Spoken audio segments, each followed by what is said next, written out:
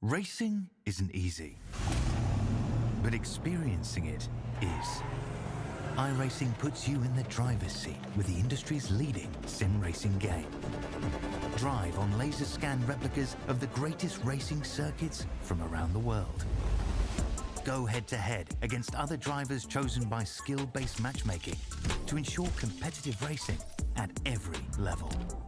Compete across all your favorite series. In officially licensed cars, engineered to deliver the most accurate driving experience possible.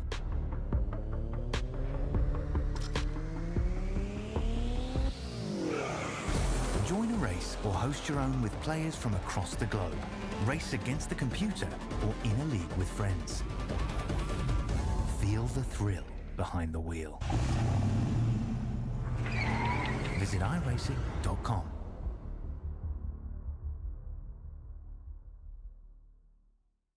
When you want to be the best, you can't settle for the rest. For anything on iRacing, there's just one name you need, Makoni. With the launch of Makoni Entertainment and Makoni Competizone alongside Makoni Setup Shop, we now provide the best of the best in setups, paint schemes, coaching, broadcasting, and event organization. With cars across all 4 license classes, we have what you need to hit the track with confidence. Grab a subscription and save money while going fast at MakoniSetupShop.com/subscriptions. And remember, at Makoni Setup Shop, there are setups, but your victories.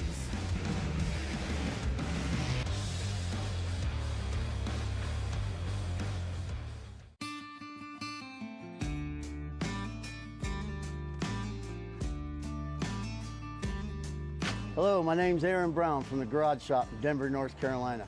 We're here at the famous Bonneville Speedway in Wendover, Utah. One of the most harshest environments on the planet to race in, and that's why we need the best tools Snap-on has to offer. What we use here to pump up the oil in our race engines to prime them is this Snap-on screw gun. With its variable speed and high torque, this allows us to spin our oil pumps up to 1,500 RPMs, creating 70 pounds of oil pressure, which helps us get everything settled in, nice and happy, and turn the hot oil through the engine. It's compact, lightweight, and able to fit in really tight spaces. Its 9-position clutch allows us to torque things, nuts, bolts, from 8-inch to 50-inch pounds. Small size and high performance helps us get into many places on a race car where normal tools can't. Under the dash and the engine compartment, we also use this to drill a lot of holes in very tight spots.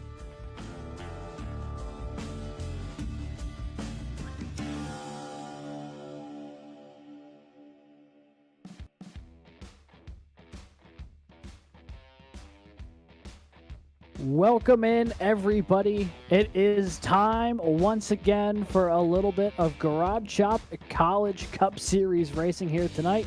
Welcome in to the Ignition Zone pre-race show. Getting ready for the 10th points-paying race of the year. 10th of only, I believe, 14. We are getting down to the home stretch here tonight. Want to welcome y'all in. I'm Alex Gagnon as normal, but alongside me tonight, first time I've had the pleasure of working with Cade Corbin. Cade, welcome to the booth, my friend. I know you are no newbie when it comes to broadcasting CIL. I know you're typically doing the Wednesday show, and now getting the jump up here on the Monday things. Yeah, no, we have a lot of fun on Wednesdays, doing the Formula College stuff. A lot of fun action over there. If you like the Cup Series and you haven't checked us out, we're also racing at Iowa this Wednesday, so that's going to be some more fun oval action. But I'm excited to be up here in the booth tonight. I'm typically out on track having to deal with all the shenanigans that happen out there. But tonight I'm excited to deal with some shenanigans up here and hopefully watch a great race.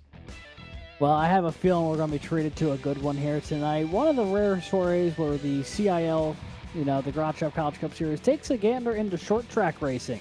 We get ready for Iowa Speedway tonight, one of the few sub-mile tracks we're going to see on the calendar this year, or really most seasons. You only get 1 or 2 seasons, so if you are a short track star, if you will, and if you're not in the short track series, this is the prime time for you to be going in trying to make some moves. But while we have a second, let's take a look at how we've gotten to this point schedule-wise. You'll see just how far along we are this season. I mean, we are moving our way right along through tonight, the 5th of the final race of the year, and then after that, it is a litany of tracks that are going to range from some of the largest, some of the smallest, and some of the ones with temporary walls. And Cade, as someone who has driven a good bit of this season, what stands out to you here over the final couple weeks of the schedule? I think it's exactly what you just said, is the variety, right? You've got 1.5 miles in Kentucky, then we go to a road course, then we go to a short track, and then we go to Auto Club in Fontana, which is kind of its own monster. These are 4 very different types of tracks. You're not going to see any more variety than this, which means it is going to test every aspect of a driver. You know, to this point, this is the first short track that we've seen. A lot of 1.5 miles, a couple super speedways, and a couple big tracks. Now we're really getting down to it, and I think this is a really good end section of the schedule to really show who's going to be the best and who can peak at the right time. Yeah, it really is, and you know, we've been kind of keeping an eye out all year. Obviously, the biggest headline of the year has been just how good Daniel Nanny's been behind the wheel for Ball State, but the consistency from Jake Cummings from Converse University has really kind of kept this a close title fight. So every one of these last 5 races are going to matter coming down the stretch here, because it is far from settled on that front. And Iowa, really, this week, I would say in Kentucky, last opportunities to really kind of get settled into something comfortable before you've got the street course, Bristol, which is its own challenge, and then by that point, when you hit Auto Club, that is the final race of the year and the last opportunity to do anything. So it really is going to be fun to see how this shakes out over the next month and change as we come down toward the end of the semester. But if we have a second, I guess I'll float this over to producer Christian. Don't know if we do. Do we have an opportunity to look at the points here? So here are the points kind of as they sit. And most notably, with Jake Cummings' win last week, his first of the season, he will jump to within 8 points of points leader Daniel Nanny, despite his 5 wins to this point. The 8 top 10s carrying that 95 machine to staying in the hunt, and then a host of positions still up for grabs. I mean, you look at the gap between 3rd all the way down to 8th, and that is less than 20 points, Cade. I mean, really, there could be a lot of shakeup between now and the end of the season. Yeah, and I think what you talked about with some of these races at the end of the season being a little bit of a wild card, you know, we could very well go into Bristol seeing maybe just 20, 30, 40 points separating the top 3 spots at all, or, you know, 4th through 6th, or any group of these guys could be incredibly close together going into a track where anything can and will happen. We're going to see that at Chicago. We're going to see that at Bristol. And then I really do have a feeling that going into Auto Club, this could be an incredibly close points battle. And there's really no better place to settle it at Auto Club, but I do think that it's going to come down to that very last race of the season to see how all of these positions are going to shake out. Yeah, I'm inclined to agree with you. Something tells me that this is not the last we're seeing of this title fight, and a lot of these spots in the top 10. You know, I think a couple weeks from now, do the Chicago street race, and the guy sitting in 3rd in the points there are Muhammad Ali, a absolutely generational road course talent as far as the CIL is concerned. Got to imagine he's got that one circled. So if he has a couple of good weeks here to keep himself in the mix, that could be a huge opportunity for him to boost himself up to make it a 3-horse battle up front. But, you know, if any of these guys really going all the way down to 8th pick up a win here tonight, could really start closing the gap on some of those cars in front of them. Yeah, but if a Leaf or one of these other guys really wants to go be good at Chicago, you know, or maybe they're a short track racer and they want to go to Bristol and capitalize on that, like you said, they've got to start now. They've got to start cutting that point deficit down here tonight at Iowa to be within striking distance when they do get to that track that is their strong suit. You know, kind of heavy braking zones at Iowa that might play a little bit into the favor of a Leaf. I ran a lot of practice laps here. I was kind of maybe thinking I could run the race. And so I can tell you there's a lot of trail braking. There's a lot of trying to get rotation on corner entry. So tonight could be a race that plays into a Leaf's favor, and it could help him get a little bit closer in the overall championship. Yeah, I think that's a really astute point you mentioned with the trail breaking there, how critical that's going to be tonight to carry that momentum. And, this, for better or for worse, this is another race that has been sponsored by Ball State. The last one they sponsored was Indy, and, or not necessarily sponsored, but a home race for them. They consider this and Indy to be kind of the home races for the season, and they put in so much prep for that race to get ready. And then it was a phenomenal win there from Daniel Nanny. I got to imagine they put in a lot of prep here tonight as well. So another thing that could be working in favor of that 12 car as we get closer to the drop of the green flag here tonight. Yeah, you always want to do a little bit extra preparation when it's your home race, or you've got a little bit extra motivation. They are sponsoring the race tonight, and so I can imagine that that's going to be something where they're going to want to go out and do all they can for their man Andrew Stakey. So yeah, if we see Daniel Nanny or Muhammad Ali, I don't think you can count Lucas Moody out either. He's had some really good runs here this season. Kelton Quick, of course, won in Atlanta, so he's another guy to keep an eye on. But everybody from Ball State, if they prepare the way that they did for Indianapolis, is going to be up front here in this one. Yeah, I'm inclined to agree with you. But while we have a couple minutes here, let's see if we can chat with our pre-race interview here today. And it's one of the definitely the more fun interviews we get to have here in the CIL any given Monday. Baruch College's Edward Sanchez is going to jump into the booth here, and we'll chat with the driver of the 26. Hey there, Edward, you got a copy? Hey there, fellas. Yes, you do. Well, Edward, I got to say, it's a pleasure to have you up here in the booth here for the Ignition Zone pre-race show. I guess we'll start easy. How are you feeling with Iowa here tonight? How's your prep been, and how do you feel getting ready for this one? Well, first of all, shout out to y'all for putting on this show. It's amazing. Prep, here's what I've been doing. I'm gonna be real, okay? I watched this morning the whole Iowa Speedway the last time we were here in season 10. And basically, I wrecked it on lap 10. I overcorrected it off of turn 4. And I looked back at the VOD because I also was streaming from my end. And that was my first ever CIL season. And that's so weird to look back at, like, when I was a rookie. And honestly, that was like when I was fresh into iRacing, like my first 6 months on. So a lot of things have changed. I have been working on my next gen short track runs, especially Bristol. Bristol's one of my biggest ones. I can't wait for us to get there soon. But apart from that, the prep was just to look back at the mistakes and also look back at, I saw Matthew Morin, he was leading almost the entire race last time. So seeing what strategy plays out, knowing that this is most likely going to be a one-stop race because, yes, 100 laps is long. And also tires are going to be really, really going to be the key for this race, because I know that a lot of people are going to be thinking, wait, 100 laps? How are you going to last 100 laps next gen at Iowa when the temps are even crazy? Well, all I'm saying is we're in the sunset. We have a chance to make it last for a long time. Apart from that, I was doing a lot of tweets. Shout out to the social media team on Twitter and on Instagram. They're having a crazy day today. Anyways, self shout out there.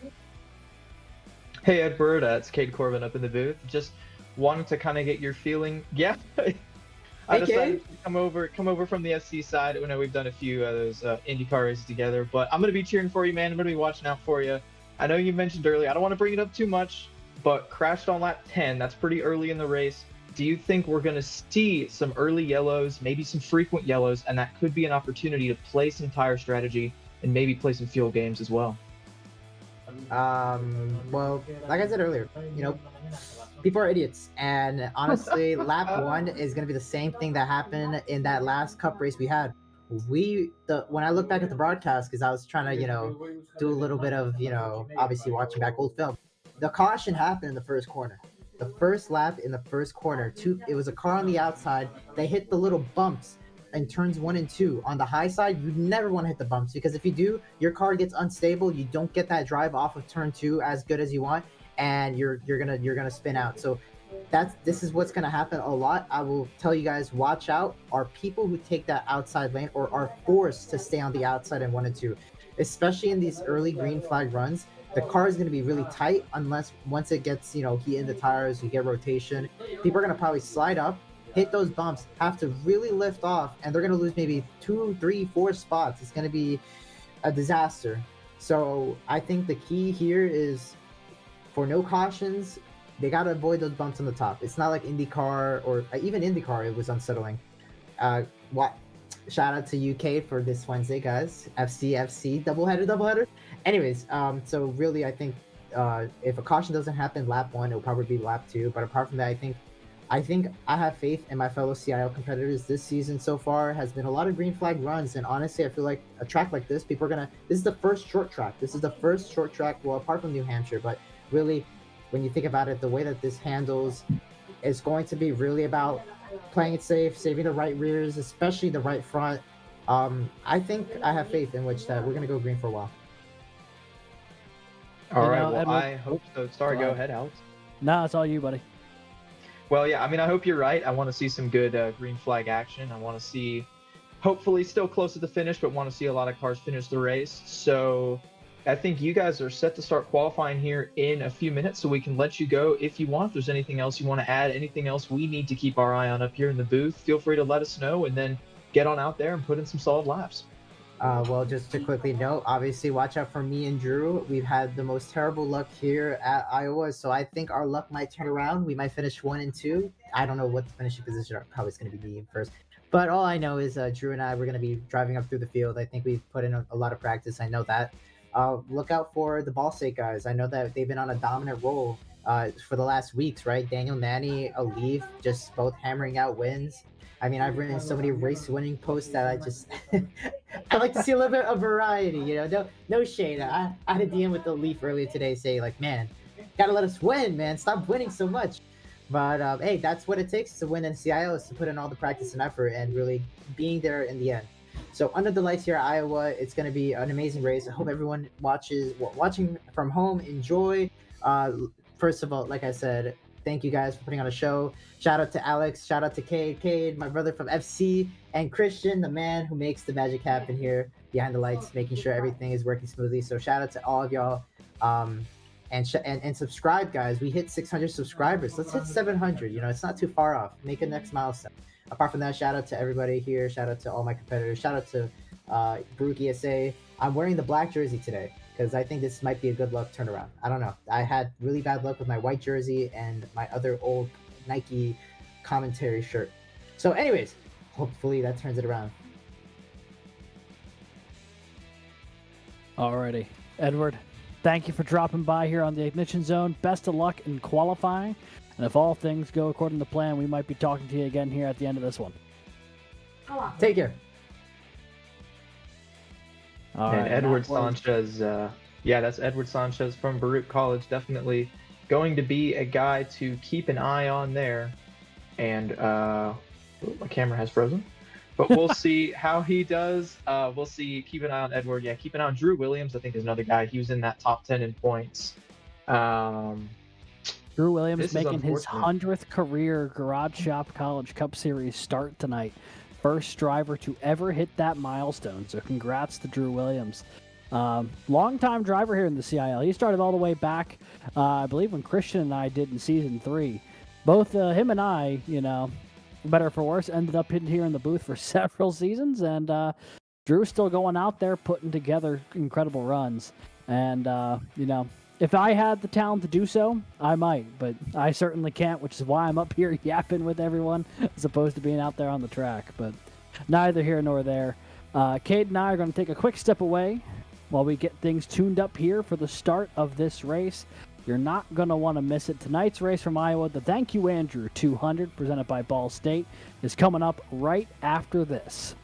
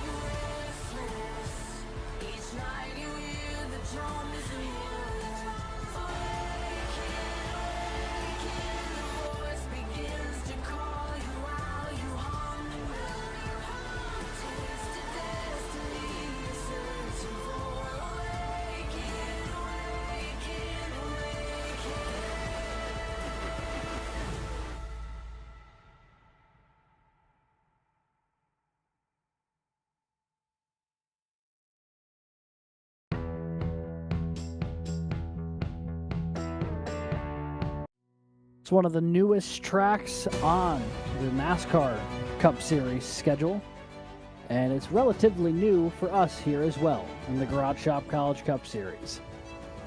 Out in the cornfield plains of Iowa, or better yet, I guess you could say Newton. We are here at Iowa Speedway for round 10 of the Garage Shop College Cup Series, the Thank You Andrew 200 presented by Ball State. Want to welcome you in if you didn't have an opportunity to catch the pre-show. My name's Alex Gagnon. Joining me tonight in the booth, UAH's Cade Corbin, a regular over on the Formula C broadcasting team and a regular here in this series, taking a one-race hiatus to keep me company up here. So it's not just me yapping to all you folks at home for the next 2 hours. You'll have someone who actually knows what they're talking about in addition to me. Cade, welcome in, and I guess first and foremost, how are you feeling tonight? I'm feeling good. I had this solo over race over there on the FC side, and I can tell you that it was hard, and it was a lot of hearing the same voice. So I'm happy to keep you company. I, for one, am not much of a short track racer, and I had a feeling that my right front fender was going to be going in the wall, turn one, lap one. So figured I'd just get up here and provide some insight. And I'm looking forward to it. I think it's going to be a lot of fun. That being said, I think it's going to be a chaotic race. I think there's going to be a lot of cover. You've already got a lot of storylines to look at, where we're at in the schedule late in the season. We've got Ball State sponsoring, and they're going on a big run, dominating the points, but they're really close. And at the same time, we've got Drew Williams making his 100th CIL Cup start here tonight. So lots to follow, but we're going to take you through all of it, and I'm excited to see how it shakes out. Yeah, it should be a ton of fun. And to your point, I mean, there's so much that we'll have an opportunity to talk about tonight. Some of it we'll get to in the pre-show. Some of it will be for once we're actually under the green flag tonight. But while we have a second, I want to thank the folks who make this series possible. First and foremost, shout out to the Garage Shop, the season-long partner here of the CIL. A race car fabrication company building some of the most unique cars, trucks, and off-road vehicles. Boy, I want to say tracks there in the worst way. Cars, trucks, and off-road vehicles around. Their motto of honoring the racers who became before us and putting our competitors behind us resonates with all here in the CIL. You can check them out at thegarageshop200.com. A big thank you to the Garage Shop for partnering with the CIL all season long, and a sincere apology for just forgetting how to read when your graphic came up on the screen. ECAC, adding value to its member schools by enhancing the competitive experience for hundreds of students seeking to participate in intercollegiate esports. The McConey Setup Shop, the home for setups, paint schemes, coaching, and more, the official setup shop of eNASCAR and the Garage Shop College Cup Series. You can visit McConeySetupShop.com today to subscribe. Whiplash SimCams, an iRacing and Esports media group specializing in iRacing, racing and team graphics, camera packs, and other broadcasting resources. And tonight's race sponsor, Ball State Esports. You can check them out at esports.bsu.edu. This race is a tribute to the first alumni from the Ball State sim racing program, Andrew Stagey. Ball State is becoming one of the elder programs here in the CIL and has set the benchmark in performance of our road offerings while also maintaining consistent competitive presence on the oval side as well. We are thrilled at the CIL to have them partnering with us again for this great event, and let's rip up the track together tonight at Iowa and to Thank You Andrew 200 presented by Ball State. A big thank you to them for sponsoring tonight's race, and they have fielded quite a few cars tonight to try to go out there and win the race that they are putting a little bit of money behind. Taking so a we're look going to go here ahead at and... Iowa Speedway. Yeah, Cade, talk to us here about what they can expect from this sub-mile oval here in Newton.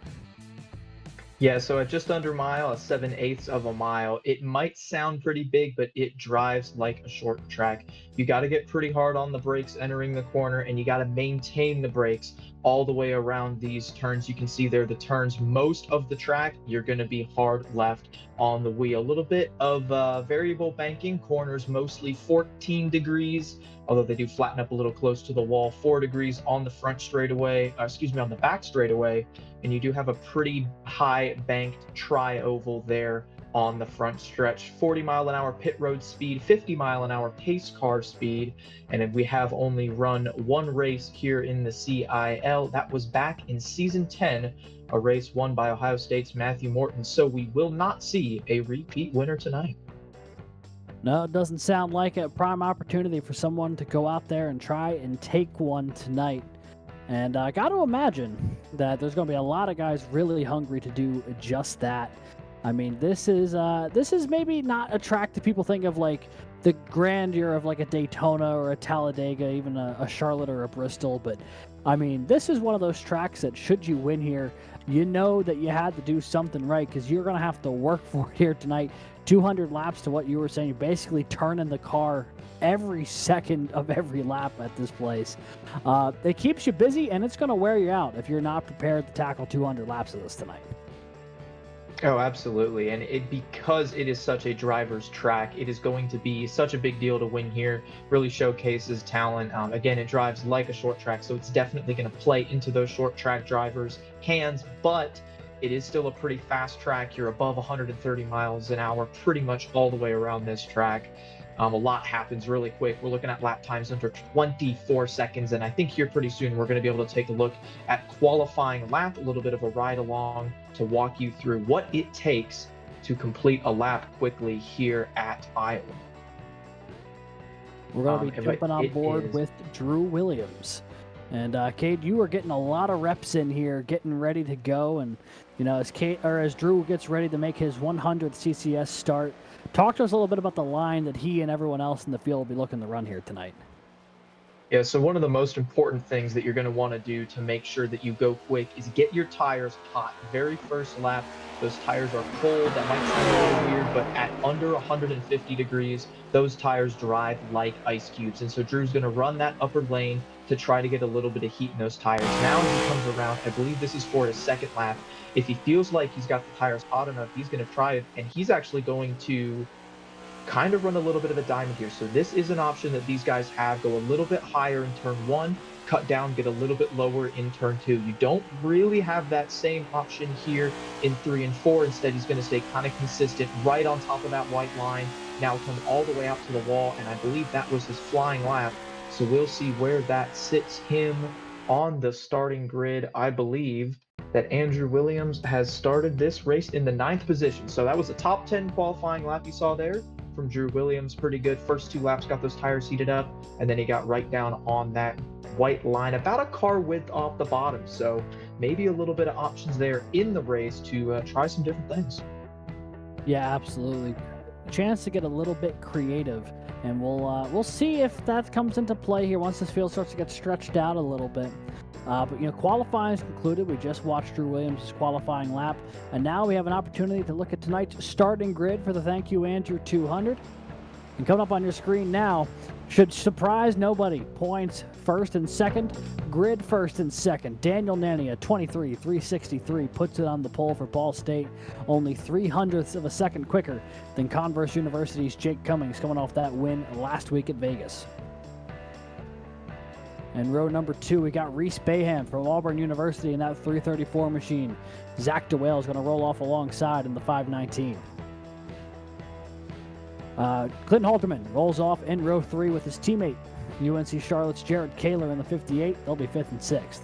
Row number 4 tonight, our pre-race interview, Edward Sanchez from Baruch College, alongside 3rd place in the points, Muhammad Ali from Ball State. And in row number 5, it is Drew Williams making his 100th start here tonight, and Brandon Schulenberger from Wingate rolls off in the top 10 spot.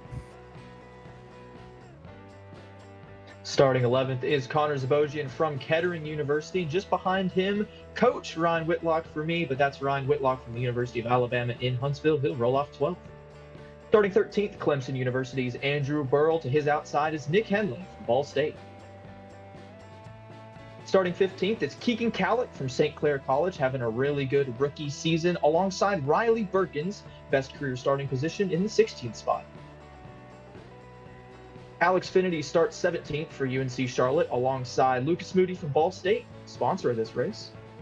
And rounding out your top 20, it's Logan Smith from Auburn University and Brennan Lyman from University of Colorado in Denver.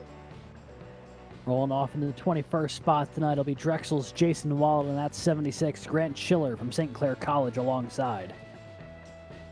Back to row 12, it's Clemson's Nick Stockner in the 124, and Texas A&M Texarkana's Wesley Shaw rolls off 24th.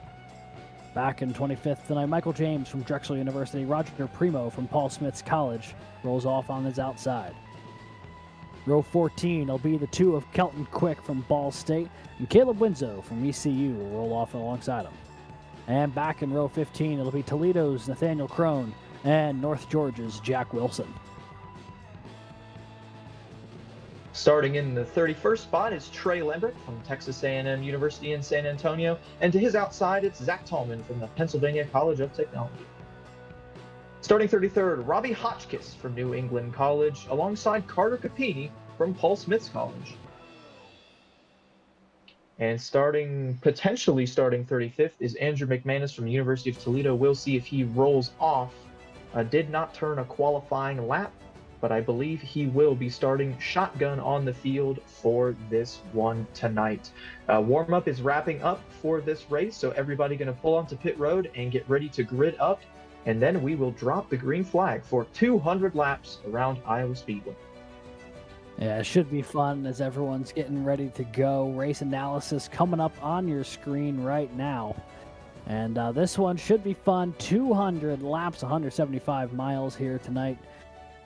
About 100 laps-ish, the estimated fuel window here tonight. We've heard drivers say as little as 90 and as many as 110. So with this being a 200-lap race, you should be able to make this a one-stopper potentially, but maybe not everyone will be able to do so if they don't save their stuff. 5 sets of tires available over the wall tonight. Pit road speed of 40 miles an hour on this 7/8 mile track, and cool and crisp skies here for this night race. So pretty chilly track temp from what we were here a couple seasons ago, which should help a little bit, I believe, with the tire wear for these guys. Yeah, it should help a little bit, and as the race goes on, that should cool down even further. You can see there right now, the track temp is at 73, which is pretty typical, pretty normal, a little bit cool, but I think as the night goes on, that ambient temperature will drop, the track temp will drop. It should go down to about 70, maybe even in the high 60s, which would make it even easier to save tires. You see previous win this race at Iowa was Matthew Morton from Ohio. We'll see who can get it done today. You got to imagine the favorites are sitting there in the front row.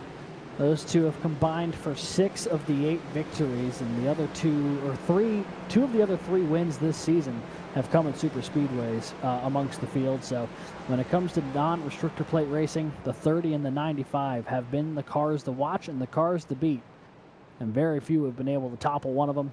Got to imagine they're in for an absolute slugfight here tonight, knowing that there's only 8 points between them coming into this race. It's a season-long points format that's different from last year.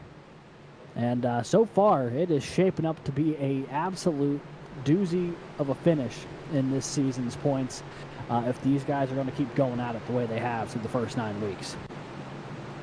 Yeah, I think that point system has done exactly what it's intended to do. It's rewarded consistency and rewarded winning while still keeping it close, and that's exactly what we have seen here. I don't want to count out the 2 guys starting behind him. You know, we saw Daniel Nanny get caught up in a crash last week at Vegas. We've seen Cummings caught up in a couple of crashes thus far this season as well.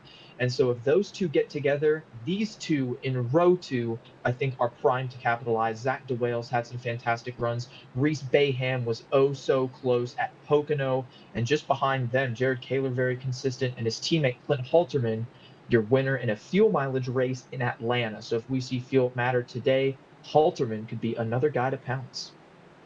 Absolutely. Well, it's all about to come to a head now. Pace car going to peel off back down pit road. They'll jump into the zone here. Green flags in the air, and we are racing for 200 laps at Iowa.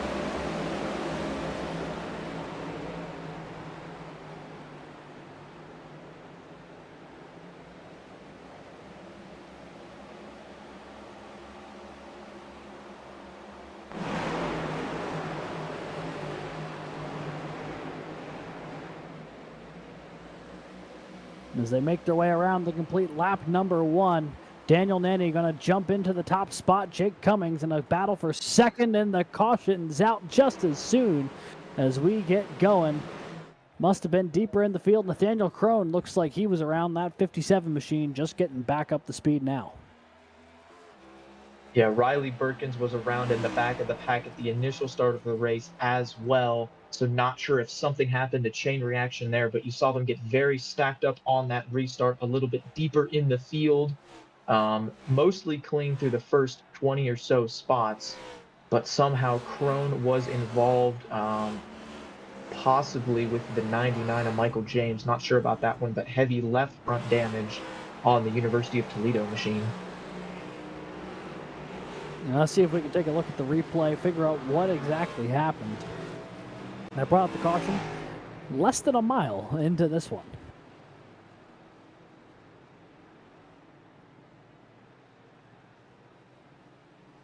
And we'll track down that replay in just a moment here. But you can see that left front damage. As now we've got the replay, and this is from the start of the race as they get going. Got to imagine it'll be the next time around. We'll see what happened to the 57. It's something in front of it. And, Kate, it sounds like you had a better idea of where this started. You see, oh, boy, yeah. People already way out of the throttle. Yeah, we saw that was Riley Birkins and a couple other cars got way high. And there is contact. That's Trey Lambrecht. Roger Primo able to avoid. Zach Tallman right front damage. Couple of cars involved in that one. I don't think anything too heavy, but yeah, it seemed to me like Trey drove it in just a little bit too deep, got into the bumper of Crone, and the 57 went around. Here's an onboard look with Lambrecht. He's going to look high, come down. You can see there's the 31 on the outside, sliding back, but able to keep that car pointed in the right direction. Lambrecht does a good job staying low here. Crone enters the corner very low, and that just killed his mid-corner speed. And Lambrecht not quite able to fit an entire car underneath the 57, and around he goes. Yeah, that was a tough break. You know, you see the 57 a little slower in the corner. He starts washing up the track. The 43 tries shooting the gap to capitalize and just was not fully clear yet by the time he got there. And that's one of those situations that I think we'll see probably happen a good bit tonight. At least with a little bit of contact where someone doesn't hit the corner the way they want to. The car behind them is able to drive it in just a little bit deeper, and they meet somewhere in the middle. And that is I think that's the I think that's the product just of having a super difficult racetrack. You know, you have to nail your marks. The groove is very narrow. If you're going to run the bottom, you have to run the bottom a very specific way. If you're going to run the middle, you have to run the middle a very specific way. And if you slip up and miss it at all, like we saw there with Crone, it's going to open up kind of a really awkward gap, and it's going to put Lambrecht in a position where he's going to try to dive for it. You see there, it looks like he was deemed responsible for that incident, so he'll move to the end of the line, but still 194 or so laps for the driver from Texas A&M to try to recover this one. It's still unfortunate for everyone involved. Yeah, for sure. So it looks like they're going to get the field stacked back up this time around, which means next time we'll be going back to green flag racing. Daniel Nanny got a great launch on Jake Cummings at opening time by. Cummings, though, able to hold on to P2, so he'll settle into the top of that front row. Clint Halterman making a little bit of moves early. He's going to jump up there to that fourth spot. He's now in row 2. The other driver that you were highlighting there, Cade. So it looks like all of them starting to converge here on the front here, even though we've only had about one lap of green flag racing. And I think that just shows how advantageous the bottom lane is. Clint Halterman started 5th on the bottom, I believe, and so he was able to jump forward and get ahead of a couple of guys. That's how he moved from 5th to 4th, was really just a product of restarting in that lane. So we'll see if this time it pays off for Drew Williams and Jared Cayley. We'll find out indeed. Pace car going to peel off back down pit road. Barney's got that green flag back in the air, and we are racing once again. It's the two purple cars there of Randy and Cummings going to lead the field into turn 1.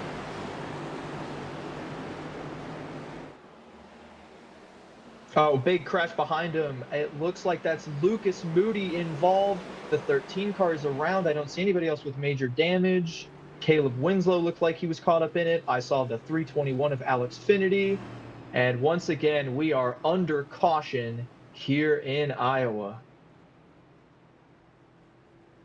Now we'll see if we can take a look here what happened to Lucas Moody. I mean, the leaders hadn't really even gotten off of turn 2 yet. by the time that yellow came out. And for Ball State sponsoring tonight's race, that is not the way that team would like to start it, I'm sure, especially for the 13 machine. And this is all the way back on the restart. You can see Moody right there behind Ryan Whitlock. He's going to get going, gets a pretty good jump, run down the front straightaway, and then, Whitlock checks up a little more than Moody's expecting. The 13 gets up into his teammate, sliding, and there's Finity, heavy right front contact, and that's going to really damage the UNC Charlotte machine for Finity, but those two look to be the only ones majorly involved as we ride along with Finity.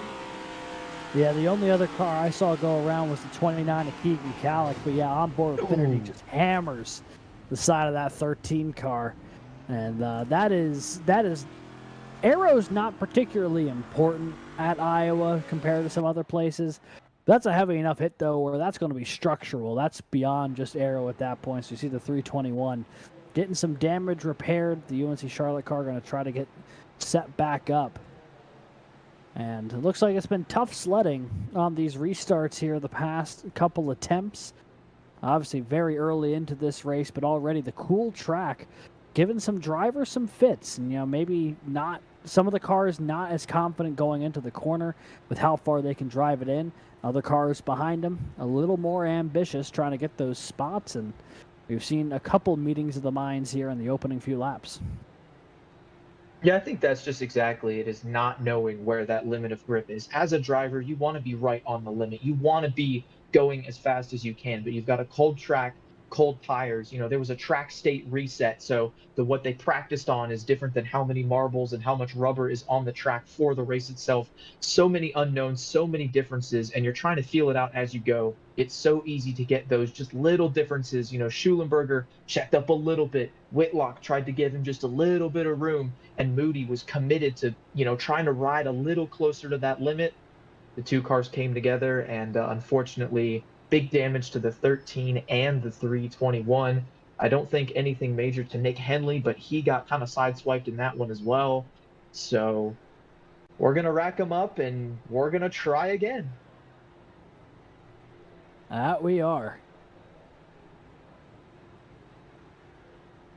Looks like the 13 of Lucas Moody was given the end of line penalty for that one, and can't say I argue with it too much. I mean, at the end of the day, he did drive into the back of the 81. Whether the 81 got out of the throttle too much is maybe up for more interpretation, but it seemed like he got into the throttle or into the corner pretty decently well, and the 13 just a bit more ambitious on the drive in.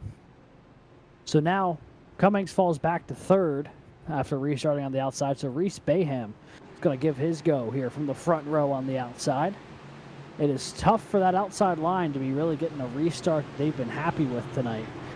We've seen a different car trying to slot in there. We'll see if the 334 has anything for him this time. Is the pace car going to get his reps in tonight?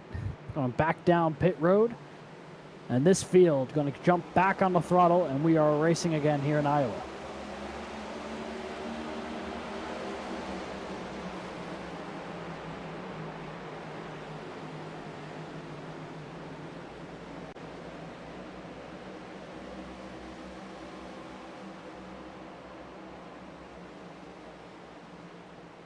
Bayham able to settle into the second spot, and now they're side by side for third.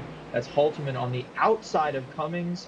I think here this outside lane might come in on the short run pretty quick, so we'll see if Halterman can stay there. For the moment, he's got that third spot. Not going to quite be clear on corner exits, but Nanny able to drive away. Bayham second. Halterman still trying to get that third spot. Little bit of slip up there from Schulenberger in the 7, but he's able to keep it out of the side of the 81. And immediately we're going to see, do you want to be on the outside or do you want to be immediately down against that yellow line? We'll have to see right there. Edward Sanchez going to paint the yellow line. Cummings a little bit of a half length up. Yeah, on board here with Clint Halterman, who's jumped up to third. He keeps taking a peek to the outside of Reese Bayham in 3 and 4. Nothing going there. Trying to carry that momentum back to the other side of the speedway. You see on board there with the driver of the 007. And both him and the 334 are trying to get up there and battle Daniel Manning. Now that we're starting to get a couple laps here under green, the field able to start getting settled in. And really for the first time tonight, after putting a couple laps on the yellow, you're starting to be able to feel what your car is going to do here on this cold track surface and how you're going to be able to best maintain your race over a long run, because these laps tick away in a hurry once they get going under green. Yeah, they really do. Already on lap 16, and I think we started around lap 11, so absolutely ticking them off. Halterman, you see, still taking a little bit of a different line, trying to get his right front to the outside of the 334 Bayham. That's going to eat his tires up, though. That outside line chews up rubber just a little bit more than the bottom, and so Halterman's going to have to use that sparingly if he thinks we're going to go green for a while here. We jump back here to the 72. That's Connor Zabosian, the Kettering University machine. Picked up a good run last week. Lives in the top 5 for him at Vegas. He's settling in right now at P7, trying to track down Edward Sanchez in the Brute College car. That's 72. Found a lot of success so far this year in his debut season here in the Garage Shop College Cup Series. And he's going to try to look up to pick off a couple more here. I'll be entirely honest. I think I've just forgotten how to talk tonight. I think I have put in my words more in the opening, 15 minutes of this race plus the pre-show than I have in the past several weeks combined. I think it might just be one of those nights where the English language has failed me. It's either that or it's a little contagious. I'm known to stumble over words every now and then. I do want to point something interesting out. I believe Zach DeWale was into pit road under caution. He was way at the back, but he's now worked his way up into the top 20 after restarting, I believe, on fresh rubber. There was also, Zach DeWale towed to the pits, we're now being told. So we're not sure what happened to the 519, but it appears that his car is okay and has plenty of pace as he's worked his way now up into the 20th position. 21st. And you see the 519 trying to cut through the field in a hurry. He's actually surrounded by a couple of St. Clair teammates there. There's Grant Schiller just ahead of him, Keaton Calick just behind him. So the St. Clair cars have all kind of found each other here in the mid-pack. The 519 going to try to find his way up. A little bit of 3 wide action just up ahead, though. Not sure who exactly that is. We'll take a look here. That's a good little battle between Drew Williams and Jake Cummings. 2 drivers who need no introduction to one another. These guys have been racing each other for quite a few seasons now and battling it out for P4 on track at the moment. Both of them top 10 in the points. Jake coming off that win last week. Drew still looking for that first win of the year. And how special would it be to pick up win number 3 in race number 100 here tonight? Well, he's certainly put himself in good position right now in the top 5. I don't believe Drew has been to victory lane since the clash of last season, so definitely eager to get back up there. I know he's a pretty competitive driver and definitely a solid driver, so he's got his work cut out for him tonight, but Drew Williams, a guy to keep your eye on. Yeah, settling in right now in P5. You see the gap just up ahead. Not all that much to Jake Cummings. He's within a car length coming off of turn 4. Doesn't look like anything's going there. I actually also wonder if we're able to get a shot of the right front of the 100 car. I was trying to see if that was just a reflection of the light or if he actually has a little bit of damage to that right front fender. I don't know if we have really a way to see that, though, given that that is the far side of the car. No, it does look like he scraped up that right front a little bit. He got a good run there, though. Yeah, he did. Well, he carried that all the way to the inside of 1. Cummings might try to pinch him here. They are going to be side by side off the corner. Momentum to Cummings. Drew not quite able to stay at that left rear, not going to send it into 3, backs off. But you're right, there is definitely some damage to that right front, and I think that's a product of running that higher groove a little bit. It's very easy to jump into the throttle just a little bit too soon, and because you're already a little closer to that wall, you scrape it a bit. I think that's cosmetic. I think that's just short track racing, and it's not going to hurt the 100 at all. Everybody's going to have one of those by the end of the night. I think if you don't, you're not trying hard enough. Incredible words. I think, honestly, you're incredibly right, though. And if you don't end up with at least a little bit of a scrape somewhere here, especially on the right side of the car, you're not trying to force your way up to the wall hard enough to get as much speed as you can off the corner. And we'll see who takes advantage of that and who doesn't. So after a couple of early cautions, we are really going into a nice little green flag run here. About 28 laps complete here from Iowa. Daniel Nanny leads by just under 0.2 of a second over Reese Bayham. And that is the battle for the lead just up ahead. If you look a little further into the pack here, still cars battling side by side for position. See Hodgkiss up on the high side. I believe that is now Wesley Shaw battling with Keegan Calic. You see a nice little battle going on here. The 73 going to try to make that pass on the outside. Almost had it. Calic, though, going to fight back to the inside. And this surprises me a little from Keegan Calic. Yeah, sorry. It's actually Keegan Calic. I believe I've been messing that up all night. That is on me. All the St. Clair cars definitely look pretty similar. It's a good scheme, but it's used quite a few times, so it's easy to get it mixed up. But to me, this is a little bit of a surprising run for Calic. You know, he's been really close to the top 10, typically around the top 15 most of the season. And right here now, outside of the top 20, battling Wesley Shaw, I believe, for 23rd. Calic also looks like he's got a little bit of that scuff on the right front, so he's definitely trying. But tonight, Calic not gotten the start that he's wanted to. He looks like he is going to be clear of Shaw. Yeah, he's going to clear Shaw there. He got caught up in that early incident with, whatchamacallit, I'm completely blanking, Lucas Moody. Lucas Moody and Alex Finley got connected. That was also where the 29 got sent around, kind of an auxiliary bit of that. He didn't really hit the wall too hard or nothing, but did go around, which is part of the reason we find him here a little deeper in the pack. This is the battle for 19th with Robbie Hodgkiss. That 32 car running pretty strong on the outside right now, trying to hold off that 29, but a good run there from Calic should be able to get him the position going into turn 1. And he will clear him there for 19th.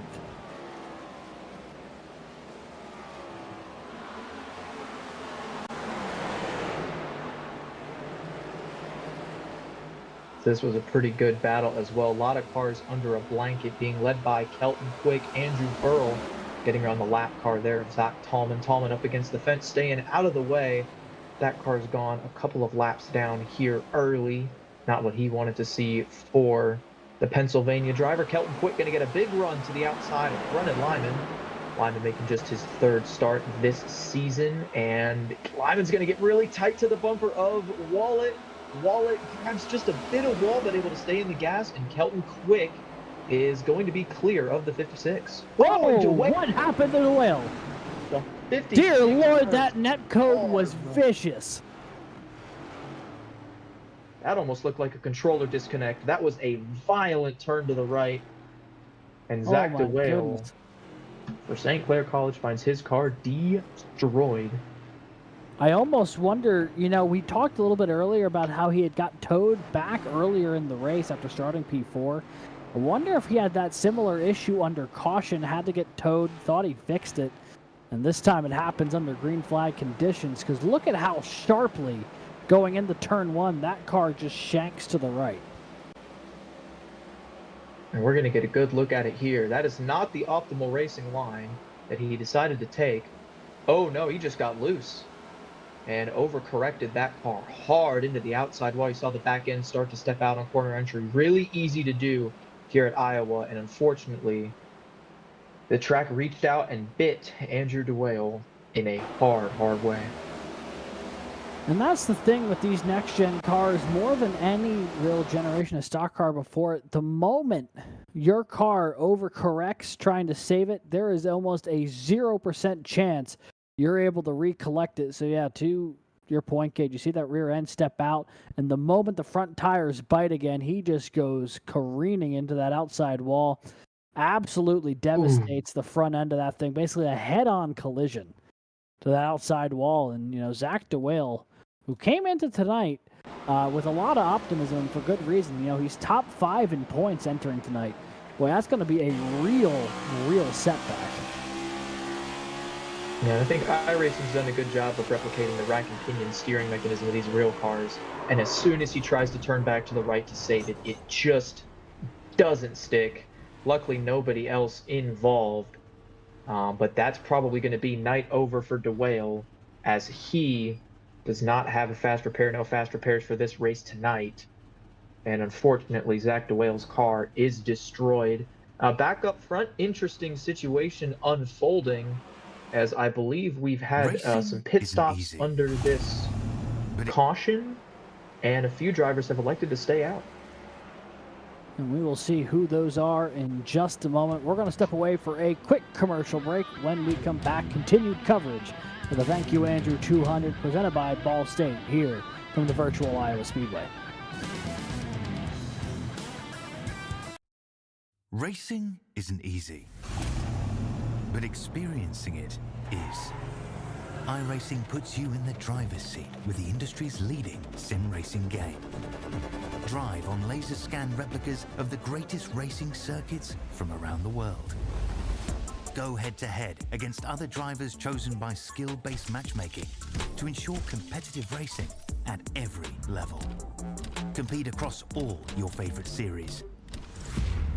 In officially licensed cars, engineered to deliver the most accurate driving experience possible.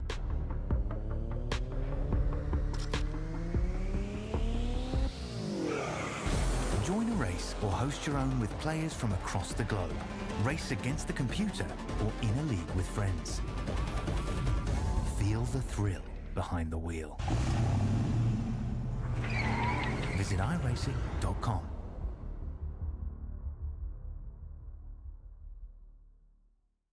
Yeah, that would be less than ideal. But... All right, we are back here at Iowa. McCade, a couple folks stayed out here as we're getting ready to go green. Yes, they did. It looks like the 81 of Ryan Whitlock elected not to pit. Zach Tallman not on pit road either. And should be a couple other guys. We are coming to the green, so we'll see what happened to those. Looks like somebody spun their tires. Nanny got a little checked up on the outside, and it's Ryan Whitlock pulling away into turn one on about 25 lap older tires than the rest of the field. We'll see how long he can hang on to that. Sorry, those are 40 lap older tires. Whitlock doing something a little different, but we'll see if it works for him. Yeah, he's definitely going to get off cycle, but if nothing else, he will get a lap led here under green. He still sits about a car length ahead of Daniel Nanny. Here comes Bayham and Halterman, though, behind them. Little door-to-door action for third. As now Nanny looking to the inside of Whitlock, and you can tell those 40-lap older tires really protesting the fact that they're having to run the same speed as these guys who just stopped for 4 fresh ones. So Whitlock has a mirror full of Nanny right now, and they are side by side for third and for fifth. And Whitlock is going to try to run a little bit of a higher line here. If he can arc the car on corner exit, it's going to let him get a run down the straightaway. Definitely not a big track, but the straightaways are just long enough that you see he's got momentum. Peaks to the inside of Nanny, but here I believe the 30 car is going to be clear. This is a strategy that the UAH car typically pulls, whether it's me driving, whether it's Ryan pulling. There he is. You stay out, you lead some laps, you try something different. Whitlock was right up around the 11th position when he tried this, so he's got pace. For now, he's just going to have to hold on as long as he can. You see just bleeding time, bleeding spots. We'll see where he can clot that blood flow. Bad metaphor. But we'll see where he can stop it from going backwards. But they are just flying by him, and that is 40 laps in Iowa, 40 laps in the short track, just destroying the rubber on those Goodyear Eagles. Back to P8. Yeah, and I wouldn't say it's done yet. Here goes Jared Kaler to the outside. Now Zabosian and Schulenberg are going to look to do the same. Looks like a little bit of short-term gain, long-term loss here for the 81, unless he was expecting another quick yellow. And it doesn't look like it's coming in the time where he would need it, as he has now dropped outside of the top 10. Which means Daniel Nanny has retaken the lead up front. He's clear of Clint Halterman, Reese Bahan. Oh, Andrew Bell, big wreck out of turn 2. Lyman's around. And looks like Lucas Moody caught up in it as well. I saw that one coming from the straightaway before. They were getting squirrely and close, and finally the 121 was the victim, but they were 3 or 4 wide at one point. And my God, there's that quick yellow. The commentator curse, Alex. It's finally come out and bit him. Well, I guess that worked out in a sense, for Ryan Whitlock, because if he stayed out any bit longer, he was going to plummet to the tail end of the field here. But boy, was that a major pileup off of turn 2. And we'll take a look here on the replay. See, Whitlock actually had just fallen behind this group, and it's Burl, Lyman, and the 56. It's a piece of the 121 as he's coming back down the track and Beyblades his way down the back straightaway. And several other cars gets collected in its wake. And that to me looked very similar as the incident with the Whale. Now, Burles was initiated a little bit by contact, but the very same thing. As soon you see here, Lyman, it looks like is going to get into the left rear just a little bit. Has a pretty good run down the front straightaway. He's going to keep going. He sees, all right, they're 3 wide. They're 3 wide. He's going to back it off, get down into the corner. Burrow gets up into the bumps, kind of comes back down. But yeah, as soon as there's contact, the 121 kicks around and collects Brennan Lyman as that car is sent into the outside wall. A couple other cars I want to look at, Nick Stockner and Nick Henley. Not a good day to be named Nick. I think both of them got just a slight bit of damage in this one, trying to avoid the wreck as well. So we'll see if Ryan Whitlock decides to pit here, as here's the 124 and the 64, 3 wide in a battle of their own. And this is all unfolding right in front of them as they'll make their way into turn 2. You see Henley there, the gray and red number 64 for Ball State. Stockner just behind him. As they make their way off of turn 2, they got to figure out where they're going to go. Stockner just gets clipped by his teammate there, and Henley looks like he's able to get through okay. Well, that was a close call there for Nick Henley. Woo! For both of them, absolute, yeah. Right along with Nick Stockner, and hold on to your hats, folks. This is as close as it gets.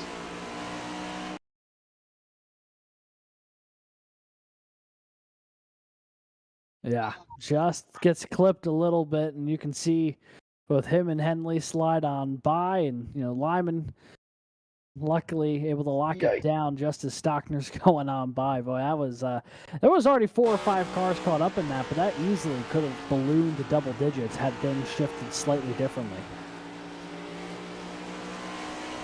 And all of this unfolds nowhere for Lucas Moody to go up into the outside wall. Huge damage for him. Kind of parks it right there in the right rear of the 56, but damage already done to the 13. You see that nose is caved in. Not supposed to look like that at all. That is definitely a little bit of damage. That is beyond just cosmetic. That's going to be hurting some of the internal organs of that car. You see right there, they have put that one on Lyman. So an EOL for the driver from Colorado, as we are set to restart here with 151 laps to go at Iowa. Going to be Daniel Nanny and Clint Halterman on the front row. A half a lap to the green flag. Daniel Nanny has been the dominant car here early, as he has been for much of the season. However, the big difference of what kept him out of sorts for the past couple laps was restarting on that outside. Took a few laps to get back to the front. Now he has that preferred spot. It's going to be a tall order here for Clint Halterman to stay with him on the outside as we go back under green. And a good launch there from the 30 to get some separation. Halterman going to try to settle into second, but here comes Reese Bayham to the inside. The Auburn machine going to try to make something happen, if nothing else, to slide up in front of Drew Williams. Unable to clear him, though, is Halterman, though, with a great run down the back straightaway. He's taking a look for the lead here in 3 and 4. Yeah, he had a great run, but he got to the inside of Nanny, and it just wasn't going to stick, so he did the smart thing and backed out. Still in second, lived to fight another day. Now Bayham is going to get the 3rd spot, but Williams, momentum on the outside. These two are going to be door-to-door on corner exit. The momentum goes to Drew Williams, but not quite able to get clear into turn 3. Take a look here. That's Bayham and Williams door-to-door as they make their way across the start-finish line. They are just behind the leaders here as Williams goes way up the hill, trying to get a good run off the corner. You see he just powers off of turn 2 ahead of Bayham. Now we're going to try to use that momentum to try to get up to Clint Halterman. He has been far more willing to run a lane or 2 off the bottom than the cars in front of him have. And that has got him in position here to try to make something happen. We'll see if he does it again. No, he said likes to go a little bit lower that time. Curious what made him go so high the previous lap, if it was just trying to clear Bayham or not. Because it seemed to work really well for him. He got away from it that time around. And it could be just a little bit of experimentation. You know, we talked about earlier, the track is cooling down and maybe rubbering in, so it's not going to drive exactly like it did at the very beginning of the race. Drew just kind of feeling it out a little bit, seeing if there's some sort of speed up there, down there, wherever he can go to get just a little bit better than the guys in front of him. As he's going to again try kind of that outer groove. It lets Bayham get to his inside in the middle of the corner, but you can see he's going to pull away by about a car length or two all the way down the front stretch. So definitely an advantage, but it could be a little bit harder on the tires. Another thing to be consistent of, we have seen what 40-lap older tires look like, and you can burn that much up just out here running hard under green, as I think he tagged the wall a little bit there. This time he's going to fade to the bottom, and it's Bayham looking to the outside. Yeah, so the front four cars starting to break away a little bit here. They're half a second clear of fifth. But these four cars all nose to tail as they make their way around this place on the lap 56. Nanny has been unable to get away from Clint Halterman, although Halterman has been bringing Williams and Bayham in tow. A little bit behind him, though, are Muhammad Alif, Jake Cummings having a bit of a scrap with Connor Zabosian. 6th, 7th, and 8th having a fun little battle deeper in the field. You see Williams took a shot there for second. Unable to get it going, but he got right to the back bumper of Clint Halterman.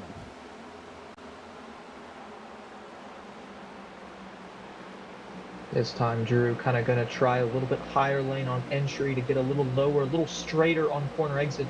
Really easy to spin the wheels, so that helps with that, but it also gives you momentum as there's a little contact on corner entry. I think Clint Halterman lifted off the gas just a hair sooner than Williams was expecting, but able to keep it straight and keep it clean. That's a little bit farther back a storyline we were looking at, and we are under yellow. Caution's out. For the 4th time here today, the yellow flag flies. Maybe. No, there's someone on pit road at the moment, but it looks like Jack Wilson, the nose caved in on the North Georgia car. That number 9 has seen better days today. And he spun a few laps ago, but we were able to stay green. Got really loose coming out of 4. I wonder if it was kind of the same situation where he just tries to put the power down. You see getting passed by Caleb Winslow. And yet this is coming out of turn 4. Overcorrects it, trying to save it, trying to get it locked down. And that was the first spin. And now we're going to fast forward here and see if we can't find what happened to him again. And it's that it looks like the exact same spot on the track, but this time he can't save it. Same overcorrection as we've seen before, and that 9 car goes head first into the wall. So unfortunate end to the night for Jack Wilson. Been a rough season for that driver. Unfortunately had a couple of incidents that look just like that one, and he isn't able to escape a similar fate here in Iowa. And sometimes that's how it's been going. But, I mean, we've seen that kind of mistake happen, throughout this season. And even just tonight, Jack DeWale overcorrected, ends up in the fence about 25 laps ago. And now Jack Wilson with some damage as well. And I think this comes at an interesting time for the field. The pit window anywhere from 90 laps to 110. Most folks have already come down pit road around lap 40, though. But we've seen that 40-lap-old tires get you killed. Got to imagine 20-lap-old tires probably not going to be all that advantageous. So I'm curious, with all those sets of tires over the wall, does anyone decide to come down pit road here? Does not look like there was a whole lot of takers, at least that time around, but I also may have missed the pit window with the replay. That might just be me. Well, there were a lot of guys who faked coming to pit road. There was a whole train of them that were lined up. And as soon as Nanny and Halterman checked to move and not pit at the last second, they avoided that commitment cone. Everybody else decided to follow them and stay on the track. So I believe everybody else is still on tires that they put on around lap 20 or 25 or so. Actually, no, they haven't pit since lap 40. So those guys still on those tires there. The only driver on a different strategy, Ryan Whitlock, who pitted on lap 47. and he was not able to make his way too far forward there. So 10 laps, it looks like the tires hang on. 40 laps, they definitely don't. So somewhere in the middle, everybody deciding to stay out. I think this time around is when they'll turn the lights off on the pace car. And that will put Daniel Nanny, Clinton Halterman as your front row when they get ready to restart. Halterman took a crack at the lead on that last restart going into turn 3 and 4, was not able to complete the pass and kind of settled in right in the 30s tire tracks for most of that run. Curious to see if the 007 will try anything different here. The 30 has not been bested on a restart yet tonight, but every restart that happens is another opportunity for someone like Halterman or Williams to try to make a move. But tell you what, it takes a lot to get that 30 off this game. Daniel Nanny's been locked in all season long, and he's continuing to show why here tonight, that he's already won 5 races this season. He's still looking for the record though, folks. You may remember that back a week or two ago we were talking about it. He's tied for the most wins in a single Garage Shop College Cup Series season, 5. No one's ever won 6 in the season. Nanny looking to become the first driver to ever do so. Missed out on that chance last week at Vegas. Could tonight be the night here in Iowa? Well, the green flag's going to let him loose, and we are going to find out.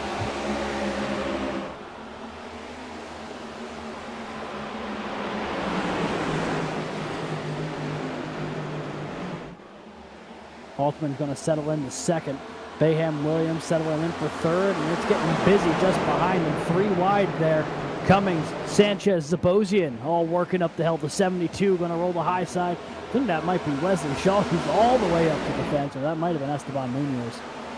I don't know exactly who that was. Way up there. That was Wesley Shaw. Spun the tires a little bit on the restart and got a couple guys to his inside quick, making an aggressive move a little farther back in the pack. But back up front, they got that 3-wide battle sorted out. Zabosian got a really good run off the top.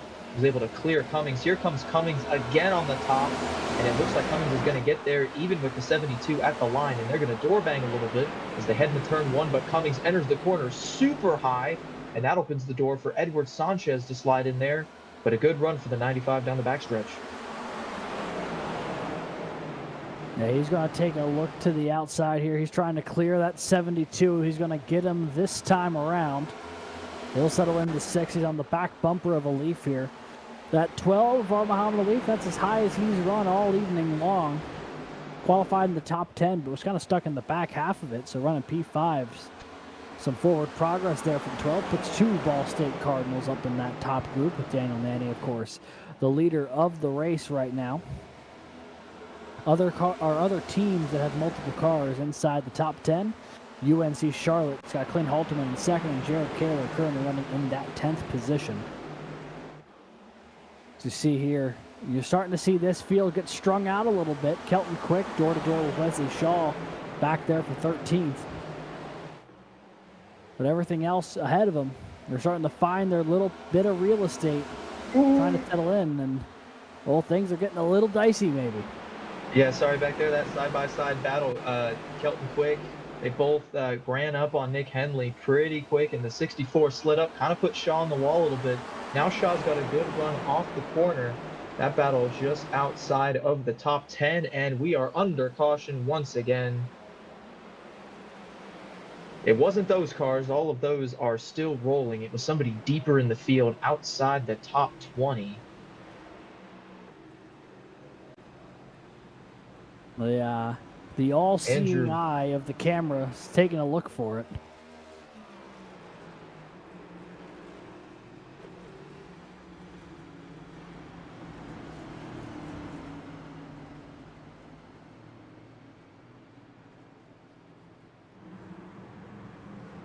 I see a little contact there maybe between Tallman and Wilson under yellow. That was interesting. We'll see if it was these two getting involved in the crash. Tallman grabbed the wall a little bit. Wilson going to follow him down into 1 there with Finnerty, and Wilson just dives into the corner.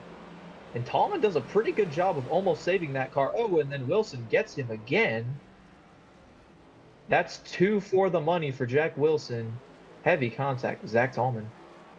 And, you know, if it was just the initial incident, I'd be a little confused on the action that we saw from Tallman there under yellow, but It's the second bit as they're trying to get slowed back down. The 9 just gets him again in the corner. And yeah, I could understand the frustrations there from Zach Tallman. Going back around, giving a bit of a door shot. The 9 and the 71, it has not been their night, and that is certainly not going to help. And both cars, I believe, were running off the lead lap, so they may have been battling for position. Not a very good one, and unfortunately, contact comes together. Tallman gets the worst of it, but both of those drivers should be able to continue, kind of stick it out here, see if they can get some positions off of attrition, as we, I believe, saw some pit stops. A large chunk of the field, I think, was in pit road, and this is a good opportunity here. It's been about 30 laps. Go ahead, put tires on, make sure you don't lose too much track position.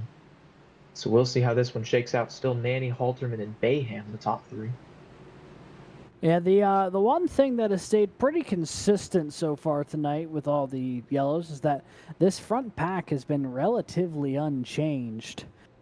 I think one of the biggest movers really we've seen so far is actually Jake Cummings, who's been sliding the wrong direction. He qualified second. He's fallen back to 6th. Still in the hunt here, but has fallen off from where he's qualified by a couple of rows. Clint Halterman doing a good job from 5th to 2nd to get himself in a position to battle here with Nanny. And if we think all the way back to the Clash, the only other time we've really had a short track race this year at Lanier, although granted that was a whole different set of circumstances, it was Clint Halterman, I believe, who was credited with the victory there. So a little bit of short track success already this year for the 007.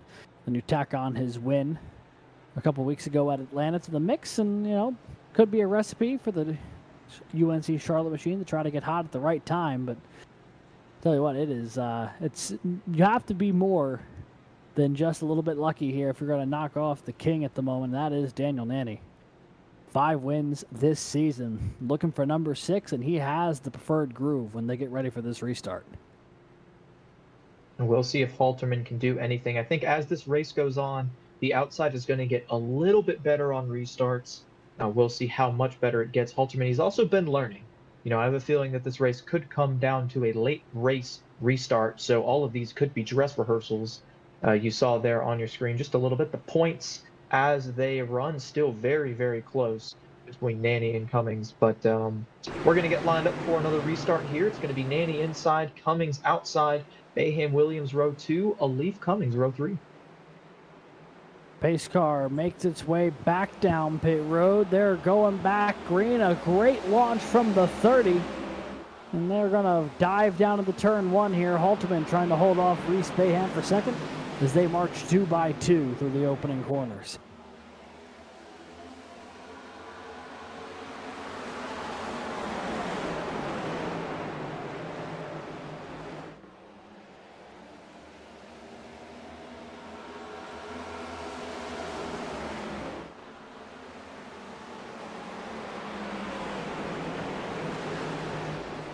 Well, 3 wide action there. Zabosian over Sanchez and Schulenberger. He's going to be able to make that pass. Takes away the spot. Henley now trying to hold off a surging Wesley Shaw. Is up front. Jake Cummings or Muhammad Alif door to door for 5th. The 95 going to drive it really deep down to the apron just above that yellow line. Not clear of the 12, but got a good run through the corner.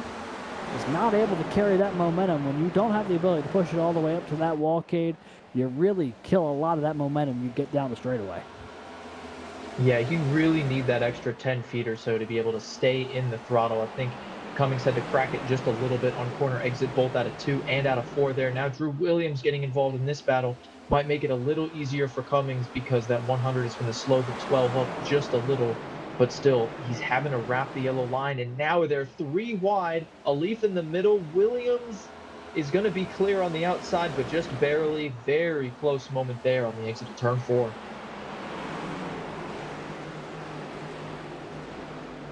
Now you see Cummings now battling with Drew Williams. That's the battle for 4th. More cars 2 and 3 wide, deeper in the field. The 95 going to try to work his way to the inside. Here comes the 12, a good little run off the corner. He's going to be back to the outside of Cummings going in the 1, but had nowhere to carry it as Drew Williams was right there. And now locked in a side-by-side duel once again. It's a Leaf and Cummings. And Drew Williams just trying to hold on to P4 right now with the incredibly good battling going on there. Here comes Cummings now, going to clear potentially the 100. I think Williams may clip the wall. And they are really going out of here for 4, 5, and 6. Yeah, Williams been super aggressive getting the power down on corner exit, but that's allowed him to maximize the high line. Finally, Jake Cummings is clear, and now Williams again under attack from a leap. A deep send from the 12. He's going to slide up just a little bit, and Williams going to beat him on the outside now with Connor Zabosian looking at the bumper of that 100 car. Zabosian back in 7th, so this is the battle for 4. It's 4 cars under a blanket right now as they work to turn 2. Now we are getting some really, really good battling here as Williams is trying to hold on to that top 5 running position. But he's got Muhammad Alif knocking down the door on the inside, and Connor Zabosian laying in wait behind. The 100 flips the wall there again off of turn 4. You can tell he's really pushing it to that outside line. Question is if he's going to be able to make anything happen, or if he's just going to keep falling further and further back here. You see he is trying to hold on to it. Now Zabosian going to maybe take a peek here on a Leaf. The 12, though, shuts the door. And we have gotten some really good battling here just before the halfway point. And a good move there from a Leaf. Timed out perfectly. Chopped the nose off and everything, but he cut that razor thin, and he made it work. I think he's about 99.9% of the way clear, and that's just how you do it. A little bit of dirt racing there on Muhammad Ali, maybe outside of his typical discipline, but got right up in front of that 100 car, locked himself into the 5th spot, and now Williams going to come under fire from Zabosian. I think this is something that we saw starting earlier. Drew Williams ran the outside quite a bit. I think it ate those tires up just a little bit more than the guys around him. Zabosian and Alif, they've been a little bit more patient, and now they're getting an opportunity to pounce and try to take a couple of spots as a Leaf again for pretty much the first time tonight, peeking up into the top 5. And a good little battle just behind him, too. That's Edward Sanchez, Brandon Schulenberger, who were door-to-door for 8th and 9th. You see there now Schulenberger's falling behind him, but Alif will go on by Zabosian and kind of trigger out that run. He might have it right here. Carrying a ton of speed to the outside, now drops it back down low. Set it up very similarly to the way the 12 did. And he's going to slide into P6 now. The 100 starting to drop a few positions here. And I wonder if it's a matter of trying to save tire or just a matter of he cannot get that car to power off the corner the way some of these other ones are. He's still getting run down here. You see behind him Edward Sanchez, Brandon Schulenberger side by side. Schulenberger launching it to the inside of 1. Not going to be cleared, but both of these two have run down Williams and Zabosian. Just behind them, Jared Kaler.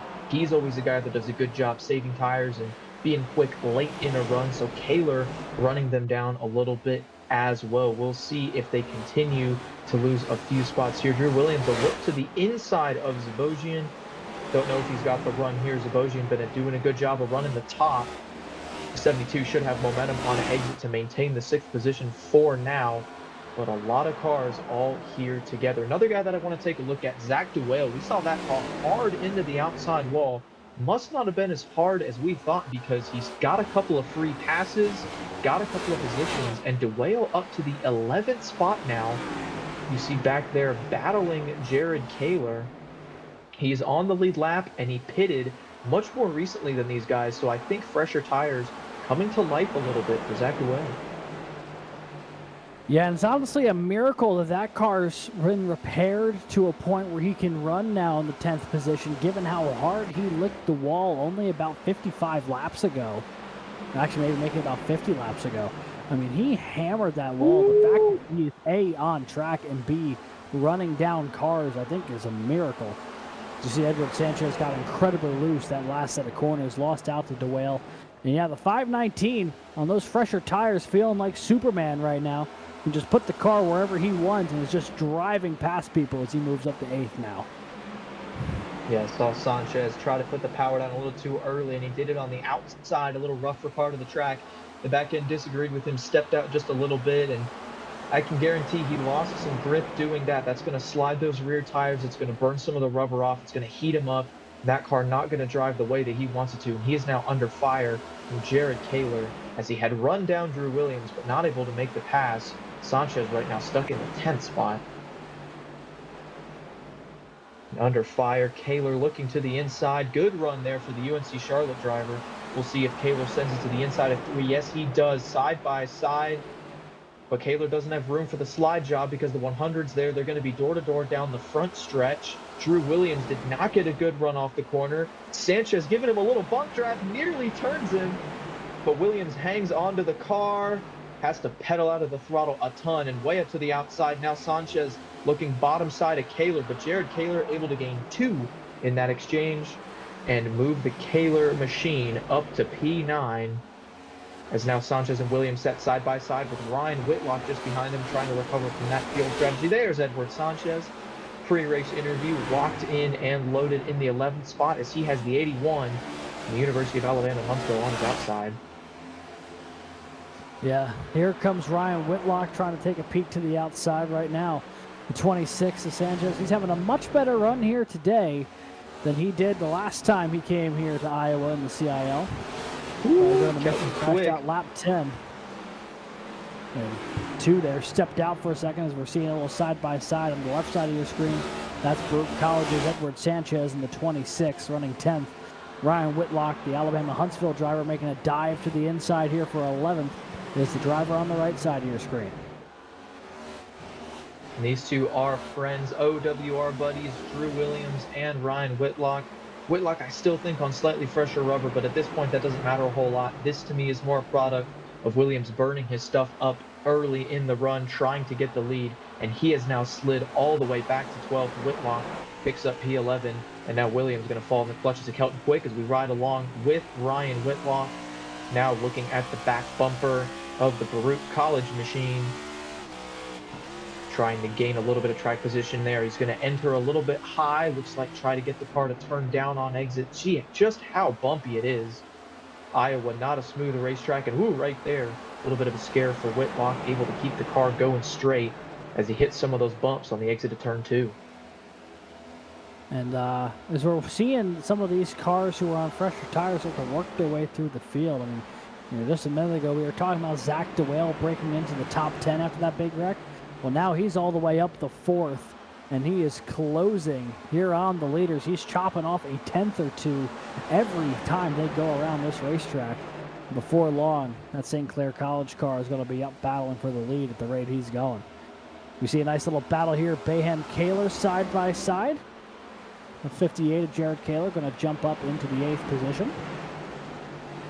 Jared Only Kaler, 2 top 5s this season, but 7 top 10s in 8 races for the 58. He has had, you know, back half of the top 10 speed basically everywhere we've gone this year, and has not really had a ton of opportunities to break through to the front.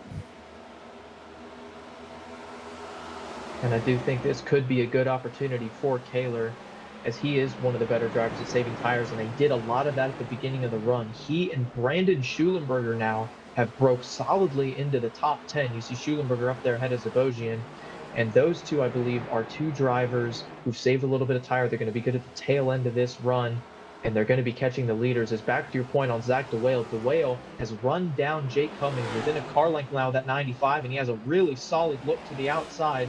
Zach DeWale, as they hit halfway, is going to make a pass for third, so up to the podium for Zach DeWale, and he's within 2 seconds of leader Daniel Danny. I think he's got his sights set on P1. Yeah, he is just cruising right now, picking off cars left and right, and you see he's already opening up that gap back to Cummings. So I have a feeling that 519 might be closing in on the lead before long. But also for those cars who pit on lap 37 and then haven't come down pit road since, if there are any of them, you got to imagine this is about the time where you have to start coming down pit road in about the next 20-ish sort of laps. If you want to try to split this thing in half, if you think there's not going to be a caution, maybe that would be around the time to do it.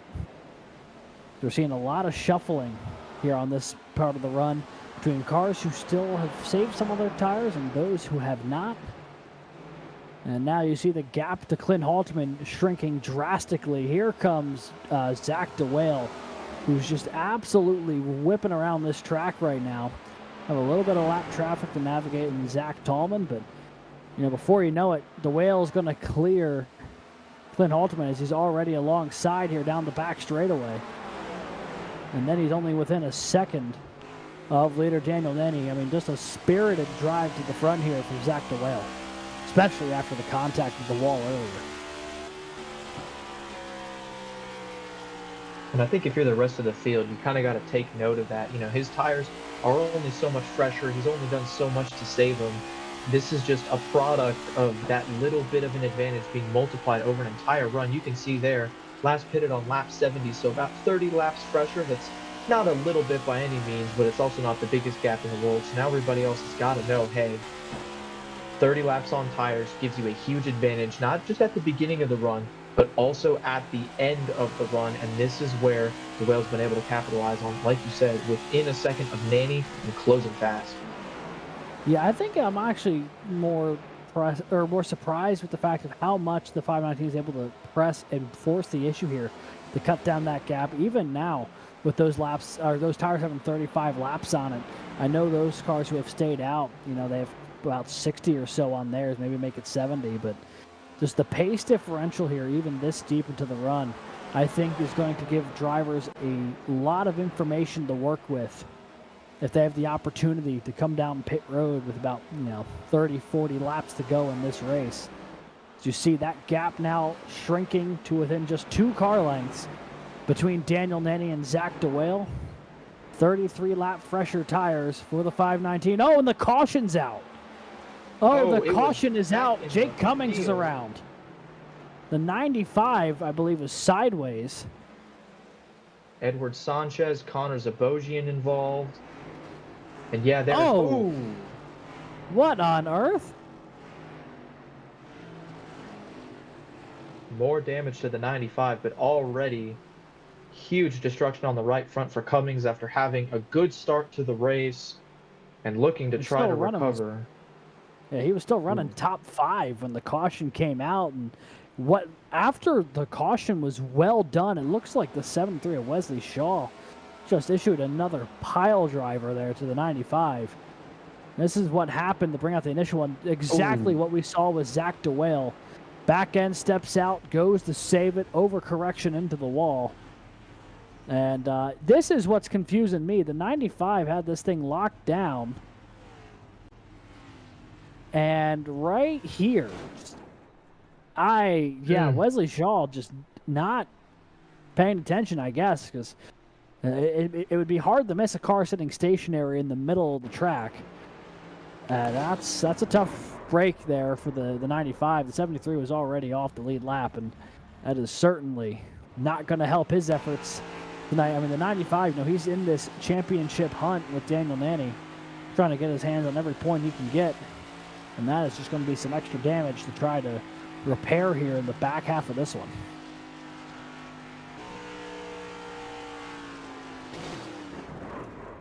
Yeah, not sure what Shaw did there. You see Lyman spins it trying to avoid the 73, but sometimes it is pretty hard to see these cars in front of you. The way iRacing is, sometimes you've got limited, or maybe you're looking at your black box or something, trying to figure something out behind the scenes.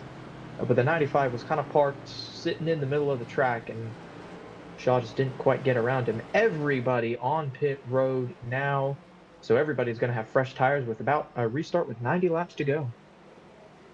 Well, while we have a second, I want to remind you that you are watching the Thank You Andrew 200 presented by Ball State Esports, most particularly honoring their first ever program alum, Andrew Stagey. Become one of the premier programs here in the CIL, both in road and oval competition, setting a benchmark for a lot of other schools. We have a lot of Ball State cars out here tonight, and if you have any interest in learning about Ball State Esports, you can check out esports.bsu.edu for more information on what makes that team so quick on the track and how to get involved in, whether it's sim racing or any other sport, or esport, I guess I should say, that you might be interested in. Big thank you to them for sponsoring tonight's event. And also, while we have a second, I want to talk to you a little bit about the Collegiate iRacing League.com, the brand new website, talking all things CIL, updates on standings, schedules, information on how to join, photos and highlights, and more can all be found here at collegiateiRacingLeague.com. Brand new website, painstakingly put together by the folks here at the CIL. Shout out producer Christian for doing the heavy lifting, putting that one together. So, again, that is one more time, collegiateiRacingLeague.com. That is the place you want to be for all the standings, schedules, stats, and info on how to join the Collegiate iRacing League. And with that, this field stacked up, ready to rock and roll. Zach DeWale going to lead him to the green here on the inside. Daniel Nanny to the outside. Alif and Schulenberger, Kaler and Sanchez. Your front three rows. Pace car going to peel off. Hitting the restart zone. Here goes Zach DeWale. Going to lead him into turn one.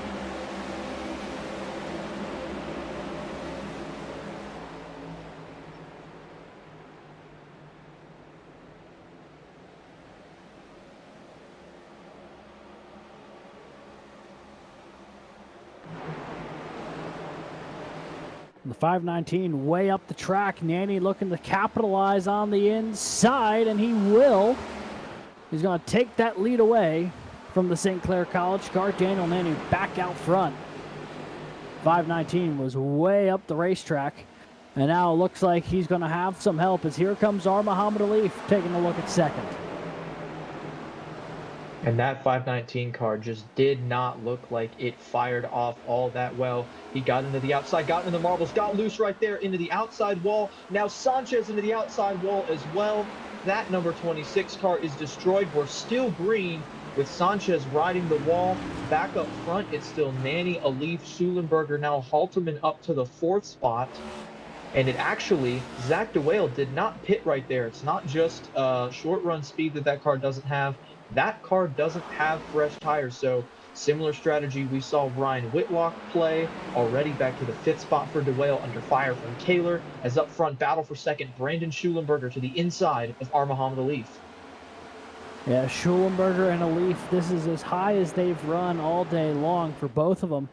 Schulenberger got really tight through the middle of the corner, washed up the track, so Alif's going to be able to hold on the second for now. All these guys that want fresh tires, Zach DeWale, the lone car that is not. You see he is starting to fall like a rock on those 50-lap different tires. Nanny holding off Alif and Schulenberger right now. Halterman and Kaler, the UNC Charlotte teammates, running 4-5. And then Ryan Whitlock up the P6 from UAH. He's having a pretty good run at the moment. And Whitlock moved up from 12th. Kelton Quick's up from 27th. He's having a phenomenal day.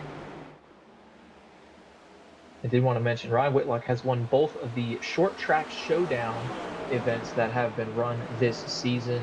Another one happening tomorrow night on Tuesday. That is a CIL for CIL Eyes only event, not being broadcast, but still being run and run competitively. But Whitlock's won both of those, so clearly pretty good short track racer in his own right, and showing it here today at the first short track of the season on the Cup Series side of things.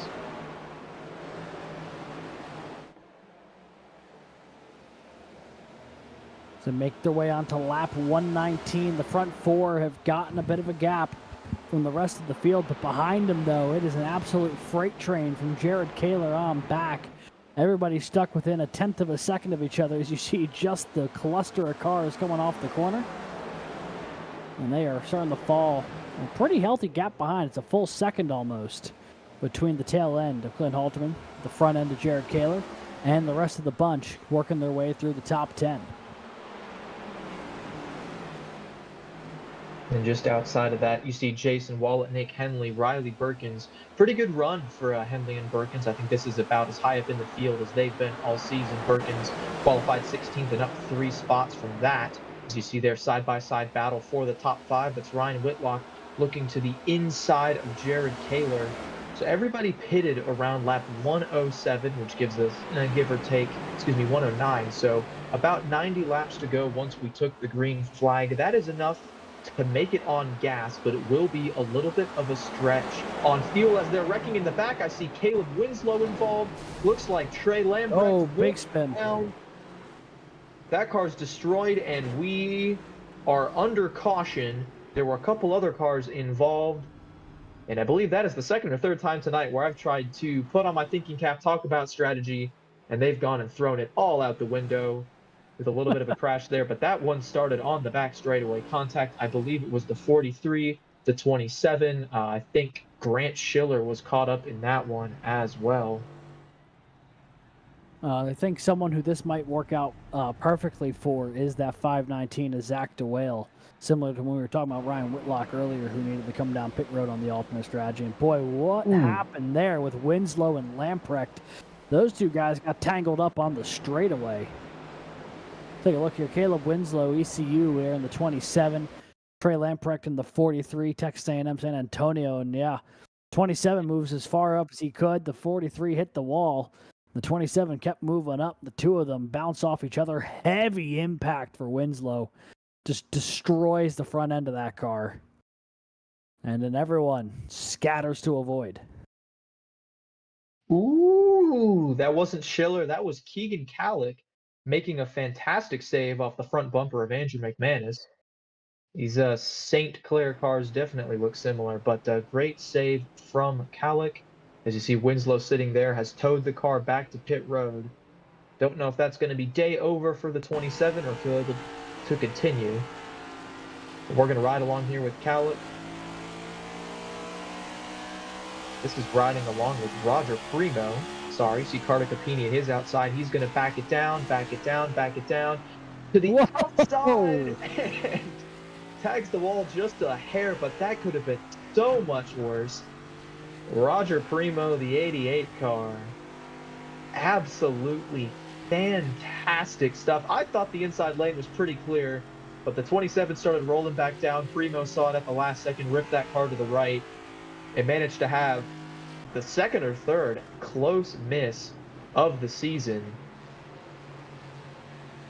Fantastic stuff out of Primo.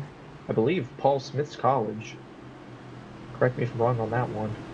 Nope, you are dead on the money. And both of those drivers finding themselves in the top 20 at the moment. Nose to tail, Capini in 18th, Primo in 19th. Could have been significantly worse there for Primo had he not been able to pull off the move he did. But threaded the needle. He's going to keep that top 20 running position.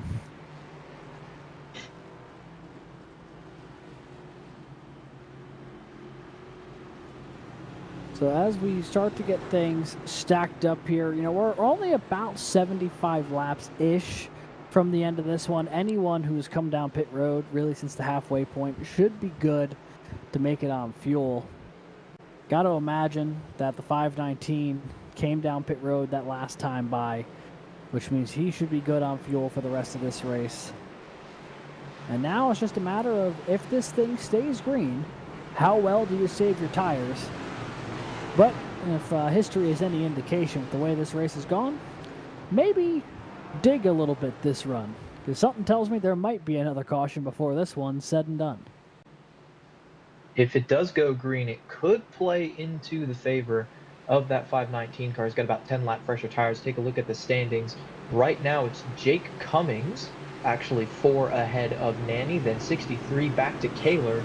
Consistency paying off for the 58 from UNC Charlotte.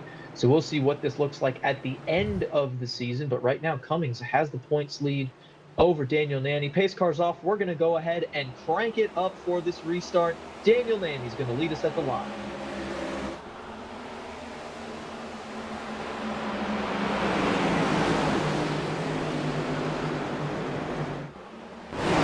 Oh, they are wrecking and saving it. Jason Waller and others spin off of 2 right as we were going to crank up the volume. And those were 2 cars that were right around the top 10. Bayham had a bad pit stop earlier, put him a little farther back in the pack and right in position. And I don't know, our bike's on Jason Wallet crashing there. And caught up also was the 334 of Reese Bayham. Right now, your rookie point leader.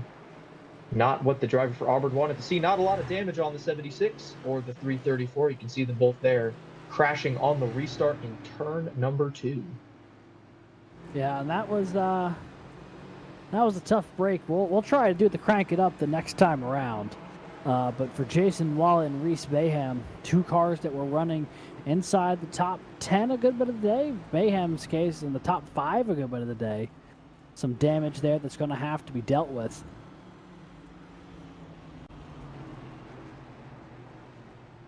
Few takers here coming down pit road. We'll take another look at it.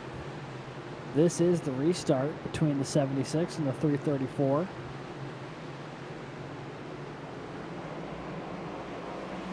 Little bit of an accordion effect, but nothing too crazy there. And then as they get properly rolling, looks like Quick hits the wall a little bit. And yeah, just the 334 is coming down. The 76 is right there. I don't really know what else there was to do there. I mean, Wallet had his line. He was sticking to it, and Bayham was just dropping down. I think he thought he was going to be able to clear the 76 and just was not able to get down there quick enough. It's also worth noting, folks, those live points we showed a minute ago were a bit incorrect. It scored Jake Cummings as the race leader, but with him on pit road, currently 19 laps down, that is incorrect. So pretty safe to say at the moment, given that Daniel Nanny back up toward the front is the live points leader. We'll take a look here. This is on board with Alex Finnerty. Yikes, right through the middle. Another serpentine. He saw Roger Primo and said, "I raise you 1." And just about did it there. Scooted right through that one. Unfortunately, that's the first wreck that Finity's been able to avoid. That 321 pretty torn up, but I believe still on the lead lap, still in a position to possibly gain some spots there. Yeah, all things considered, he still runs in the 18th position. He's one of 24 cars still scored on the lead lap, going all the way back to Edward Sanchez in the 26, despite the damage he's had to try to get repaired since that incident about 30 laps ago or so. Cars that are currently off the racetrack, there's quite a few of them, but the notable ones for sure, Andrew Burrell, Wesley Shaw, Jake Cummings, all scored off the track right now. Other cars like Logan Smith hoping to return. It'll be Nanny and a Leaf, a Ball State lockout of the front row for this restart. I think that's one of the first times they've had the ability to do that. And now, this time, we'll try to crank it up one more time. Hopefully, they'll let us get a couple of laps of green flag racing in so we can let these naturally aspirated V8s roar.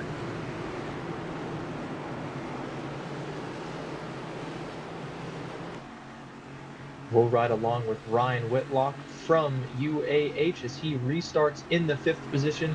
He'll have a front row seat for this restart as we do a CIL crank it up again.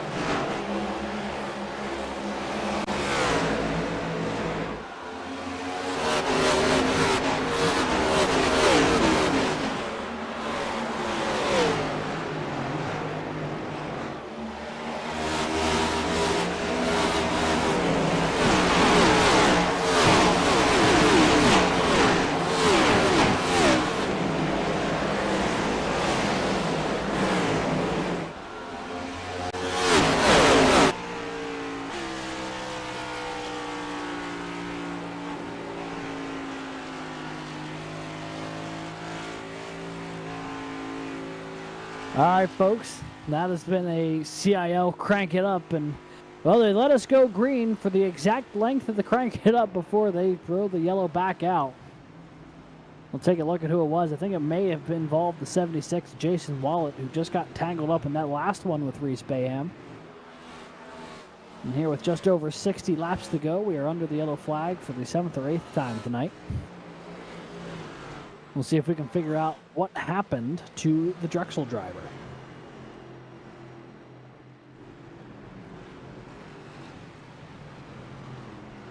Jason Wallet already been involved in a couple incidents today as whoa, car way to the inside. That was Lucas Moody there, able to save it and get back on. And here it is. This is Wallet alongside Carter Capini. Pretty big gap between them. If I had to bet,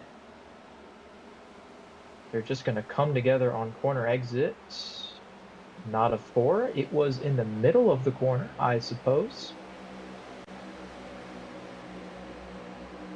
We're going to see the entire windup too. It looks like Finity had to look to the inside, so they're going to be 3 wide going into turn 3. And the contact is going to happen right there. It's Finity, Oh, it's bonk, with both double bonk.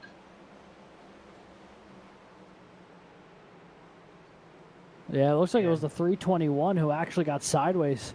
Jason Wallet took a left hook and a right going down the front straightaway. He was the only car who really kept it pointed forward, though. It looks like Finity is the one who actually spun here that brought out the yellow. But look at this. As they make their way off of turn 4 this time around, you'll see Finity get into the 76. The 11 will then drop down into the 76. And this is what ultimately brought out the caution. Finity... was it just the fact that the 76 started sliding in front of the 321? Do you think that's what threw the yellow? It looked to me like 2 separate incidents kind of unfolded at the same time. Carter grabbed the wall, kind of independent of the contact with Finity. There's the first hit that Capini gets in the wall, and he's going to grab it again here on the exit of 4. See, he knows that he's top of 3 wide, so he's trying to get as close to the wall as he can. And in doing so, he spins the tires, comes off the wall, and hits the 76. Finity keeps it straight. And Carter Capini was deemed at fault for that wreck by the stewards and will serve an EOL. Actually, it was called a self-spin, so you saw the back end start to step out on that 11 car and tagged the 76. Wallet got turned into a little bit of a pinball there, but he was able to come out on the positive end of it, Alex. Yeah, he certainly was, and this is unrelated, but as someone who really enjoys pinball, I actually just went to a pinball place last Thursday. Jason Wallet would be a incredibly frustrating pinball to deal with if you tried hitting it with the flipper and it just bullied its way on through. And that was exactly what we saw there with Wallet. He got hit twice and was relatively unbothered by the whole thing. The 76 has worked his way back to 15th here, but boys, he had an eventful past 20 laps. I think Wallet's going to hope that things are going to calm down here. 58 laps to go. Something that we were keeping an eye on was the time limit for this race. All CIL Cup races have a 2-hour time limit. We've still got 39 minutes to go to try to get to the rest of this race in, so we should be good. But if it does come down to that, then that would end the race just before the actual checkered flag on laps. But 59 to go. You see it there. We're getting into the closing stages of this one, and I believe we're going to take the green flag this time. Zach DeWale and Alex Finity on the front row. Yeah, there was some takers down pit road and some who did. The 99 really got bogged down, checked up the inside row, something fierce. Nanny gonna pounce here to jump up the P2. Here comes Schulenberger, and Zach DeWale gonna try to hold it down on the front of the field. And this was certainly an aggressive pit call, but I think late in the race, you gotta try something. DeWale has pitted pretty more recently than these guys, quite a bit more recently than these guys, so he's not going to get as swamped. But the 321, the 99, they're going to go backwards, and they are 4 wide going backwards. As Michael James going to let him have it and slip outside of the top 10. As you can see there, 12 lap older tires than these guys, spun them on the restart, and just getting absolutely swallowed up. But Michael James was third in the class, so he has a little bit of short track experience here in the CIL, doing pretty good. And right now, if he can tuck in and settle in right around 15th, I think that'll be a good run for the Drexel driver. Yeah, especially being off cycle, you never know how the rest of this race could pan out. This could fall his way, but you got to make sure you keep yourself some track position here if you can help it. And the 99 maybe finding a bit of a stabilizing point here. You see just door-to-door, two-wide action throughout 8th all the way back toward 20th here from this group. It's all the way up to Jared Kaler and Alex Finnerty, Ryan Whitlock, that group there at the front of this field. All the way back there to, I believe, that is Andrew McManus, who's holding down the back end back in 19th of this pack. Not a whole lot of room to operate. Car going 3 wide. Oh, Wallet into Moody. He's around. The 76 sideways. And everyone trying to avoid. They avoided him, but not each other in the Calamity.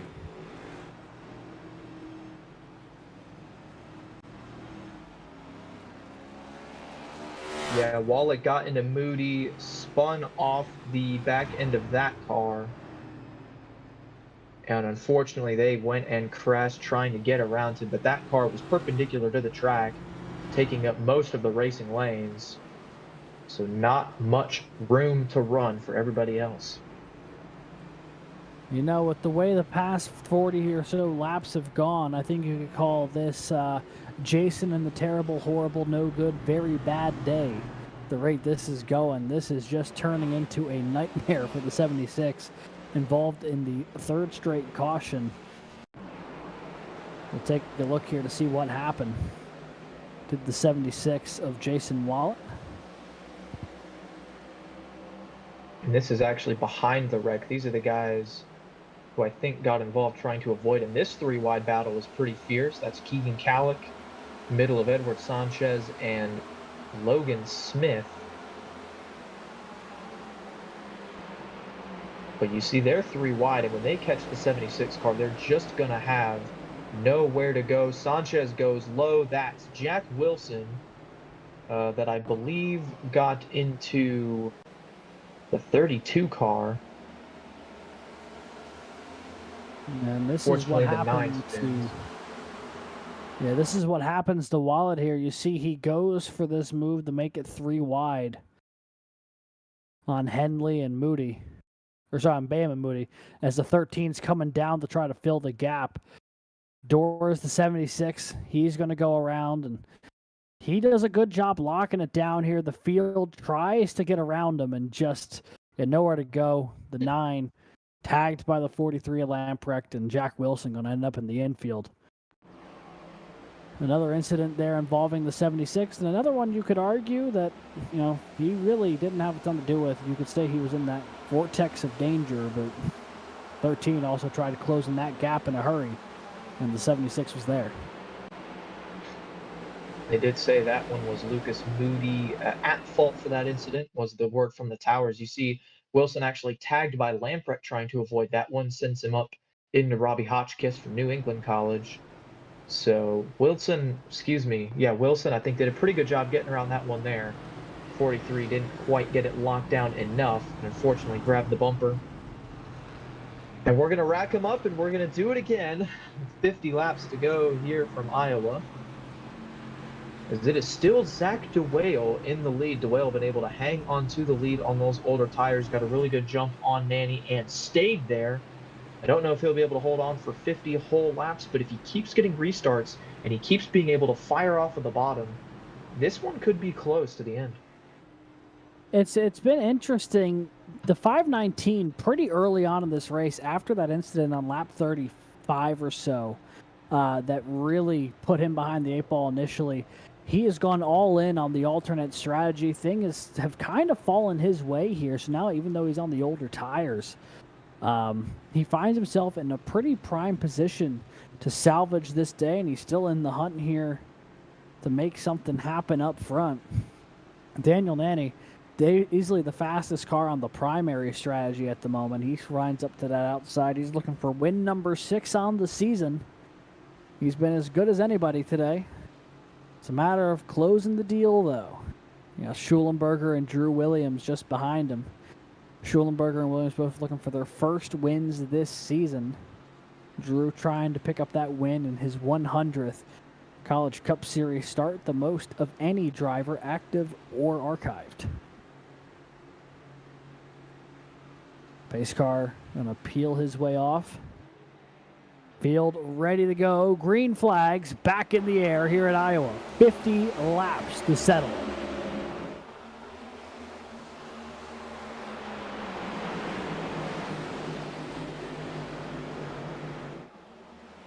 And a good run to the inside from Schulenberger. He's going to take a look here to the inside of Nanny. The 30 didn't have anywhere to go down the back straightaway behind the 519. Almost a bit of contact. Yeah, sorry. Schulenberger got really high off the corner, and Nanny didn't quite clear up behind the 519 like he thought he was going to. Now they're both going to stick it in there again, and there's nearly more contact. Oh, they definitely scored that time. Little bit of short track racing down the back straightaway. Schulenberger sends it low into 3. He's going to be side by side with Nanny again. It looks like Daniel Nanny grabbed the outside wall just a hair, and that allowed Williams to get to the inside. Schulenberger clears Williams, and Schulenberger also clears Nanny. Now here comes Williams back on the inside. Nanny trying to make it 3 wide on exit. He's in the wall, so is Muhammad Ali, but we stay green.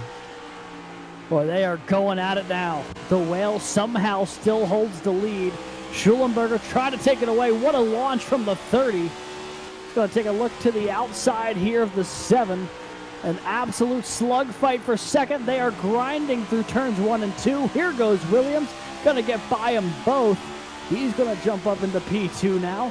And now this battle for second shifts to Clemson and Ball State as the Wingate machine falls back just a little bit. That was somehow through all of this, Zach DeWale still up front.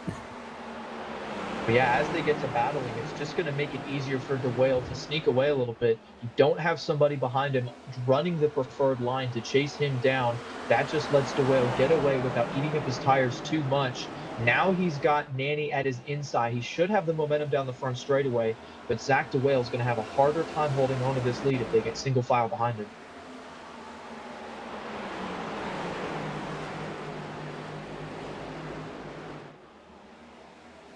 As you see now, the move maybe for the lead. Nanny has a nose to the inside of DeWale through 3 and 4. So does Drew Williams, though. And now as they make their way off the corner, it is going to be a drag race to the stripe. Nanny credited with the lap lead. And he is looking to clear Zach DeWale here through 1 and 2. He's going to get it done. Now here comes Drew Williams to the inside as well. Clint Halterman and Ryan Whitlock. Now you're top 5 with Leaf and Schulenberger still duking it out back there. Yeah, Schulenberger sliding back quite a bit. That car is fighting for the lead. Now back to 7th. So he can get super aggressive, maybe heated up those tires or just got a little heated up behind the wheel because he has slid back in a hurry. Now under fire from Kelton Quick. Pretty good run from Quick up into the top 10. As this here that we're looking at, the battle for third, DeWale way on the outside. I saw him running that line earlier on old tires, finding some momentum, being able to kind of run that third groove.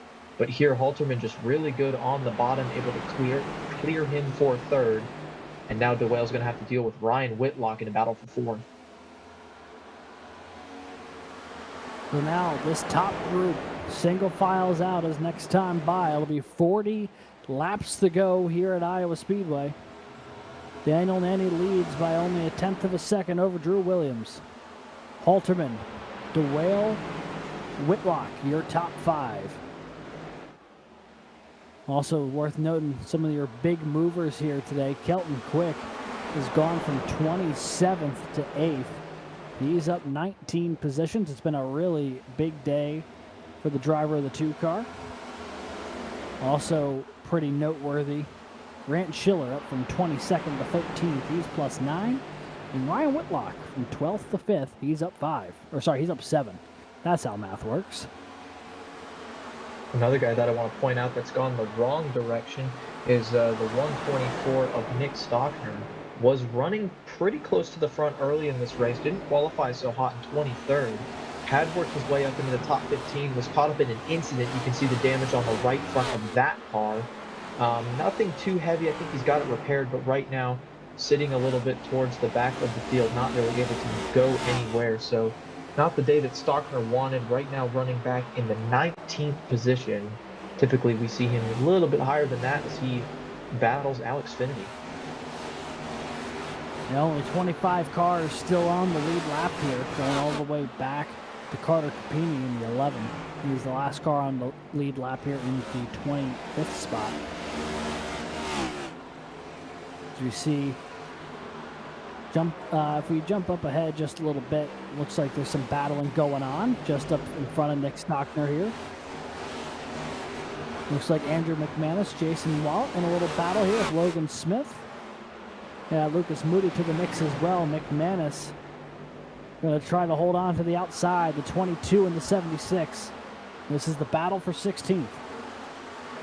And McManus, you want to talk about big movers. That car didn't even turn a qualifying lap. Had to start 35th at the back of the pack and up here fighting for 16th. That's nearly 20 spots gained.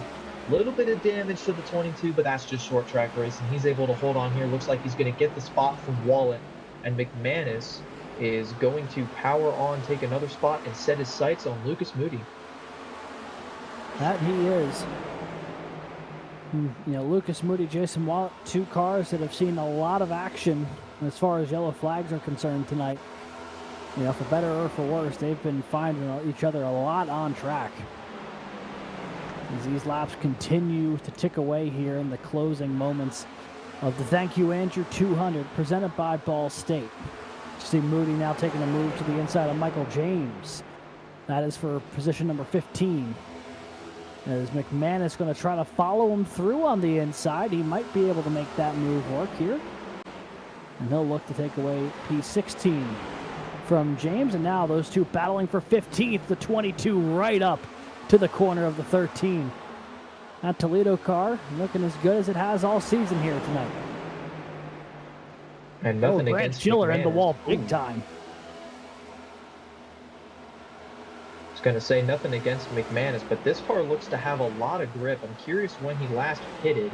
I'm not sure exactly when the 22 car was on pit road last, but I think it was a lot more recently than some of these cars that he's racing, because it's not necessarily that he's just faster, but he's able to get the car to stick in some places where it typically wouldn't with this many laps on tires. You see there, he's going to roll the top and get into the throttle a little bit sooner than Moody. Right there, Lucas Moody really close to the fence.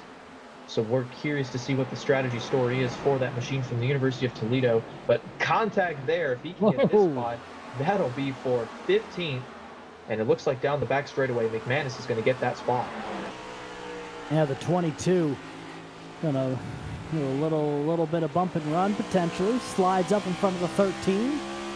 Moody gonna try to work back to the inside. He's got just a nose in there. Now we'll see what the 22 has on the outside here, and what it looks like is he's got a little bit more grip than the 13 does at the moment.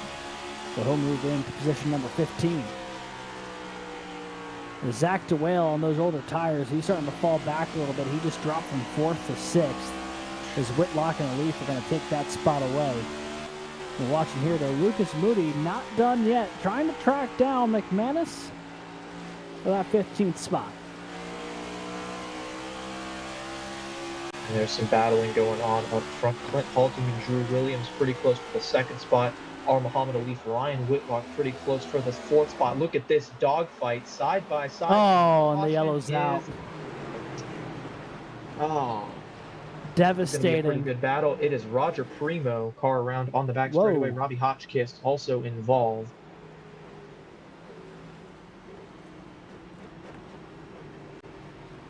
The 88 and the 32 around. Hotchkiss was a couple of laps down. Primo was still on the lead lap at the time of caution. And I think that was coming off of turn 2 is where those two found each other. I believe they collided there on corner exit.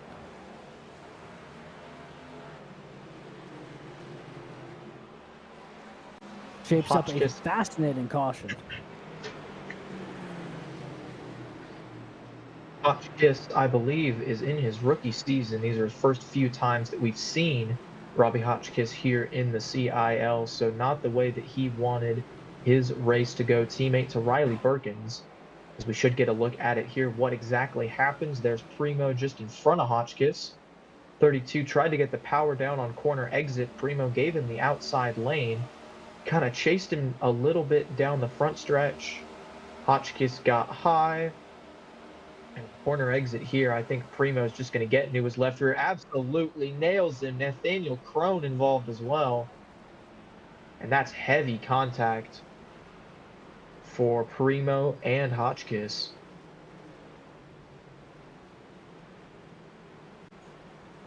We could ride along with Roger Primo and see exactly what happened. Here it is. Second time we've been on board with Primo. I believe this time is not going to be as epic. And to me, I think he just doesn't know that the 32 is there. No indication that the the New England College car is at his outside.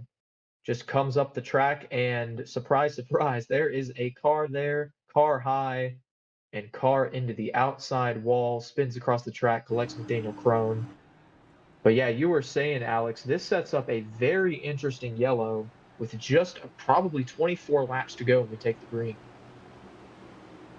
And, you know, it's very telling, I think, because most notably, the 007 of Clint Halterman won the race off of pit road. He beat the 30 in that race. So now he'll have that preferred spot on the restart to the 30. Nanny was second, Williams third, Leaf fourth in that group. Zach DeWale, a timely caution for him, and you know, he's found a way to put himself right back in the hunt here. He's on the same strategy, I believe, as everybody else now, same tires. And, you know, he turned what could have been a disastrous day into still a potential race win.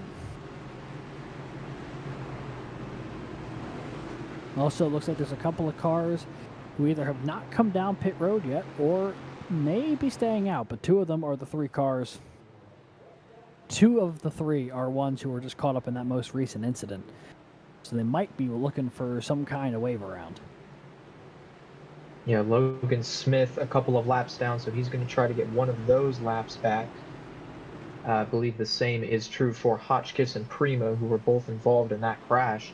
One car that I don't see up here is Ryan Whitlock. Not sure what happened to the 81, but he will not be restarting inside the top 10. Yeah, he scored all the way back in 19th, so something must have gone very wrong on his pit stop.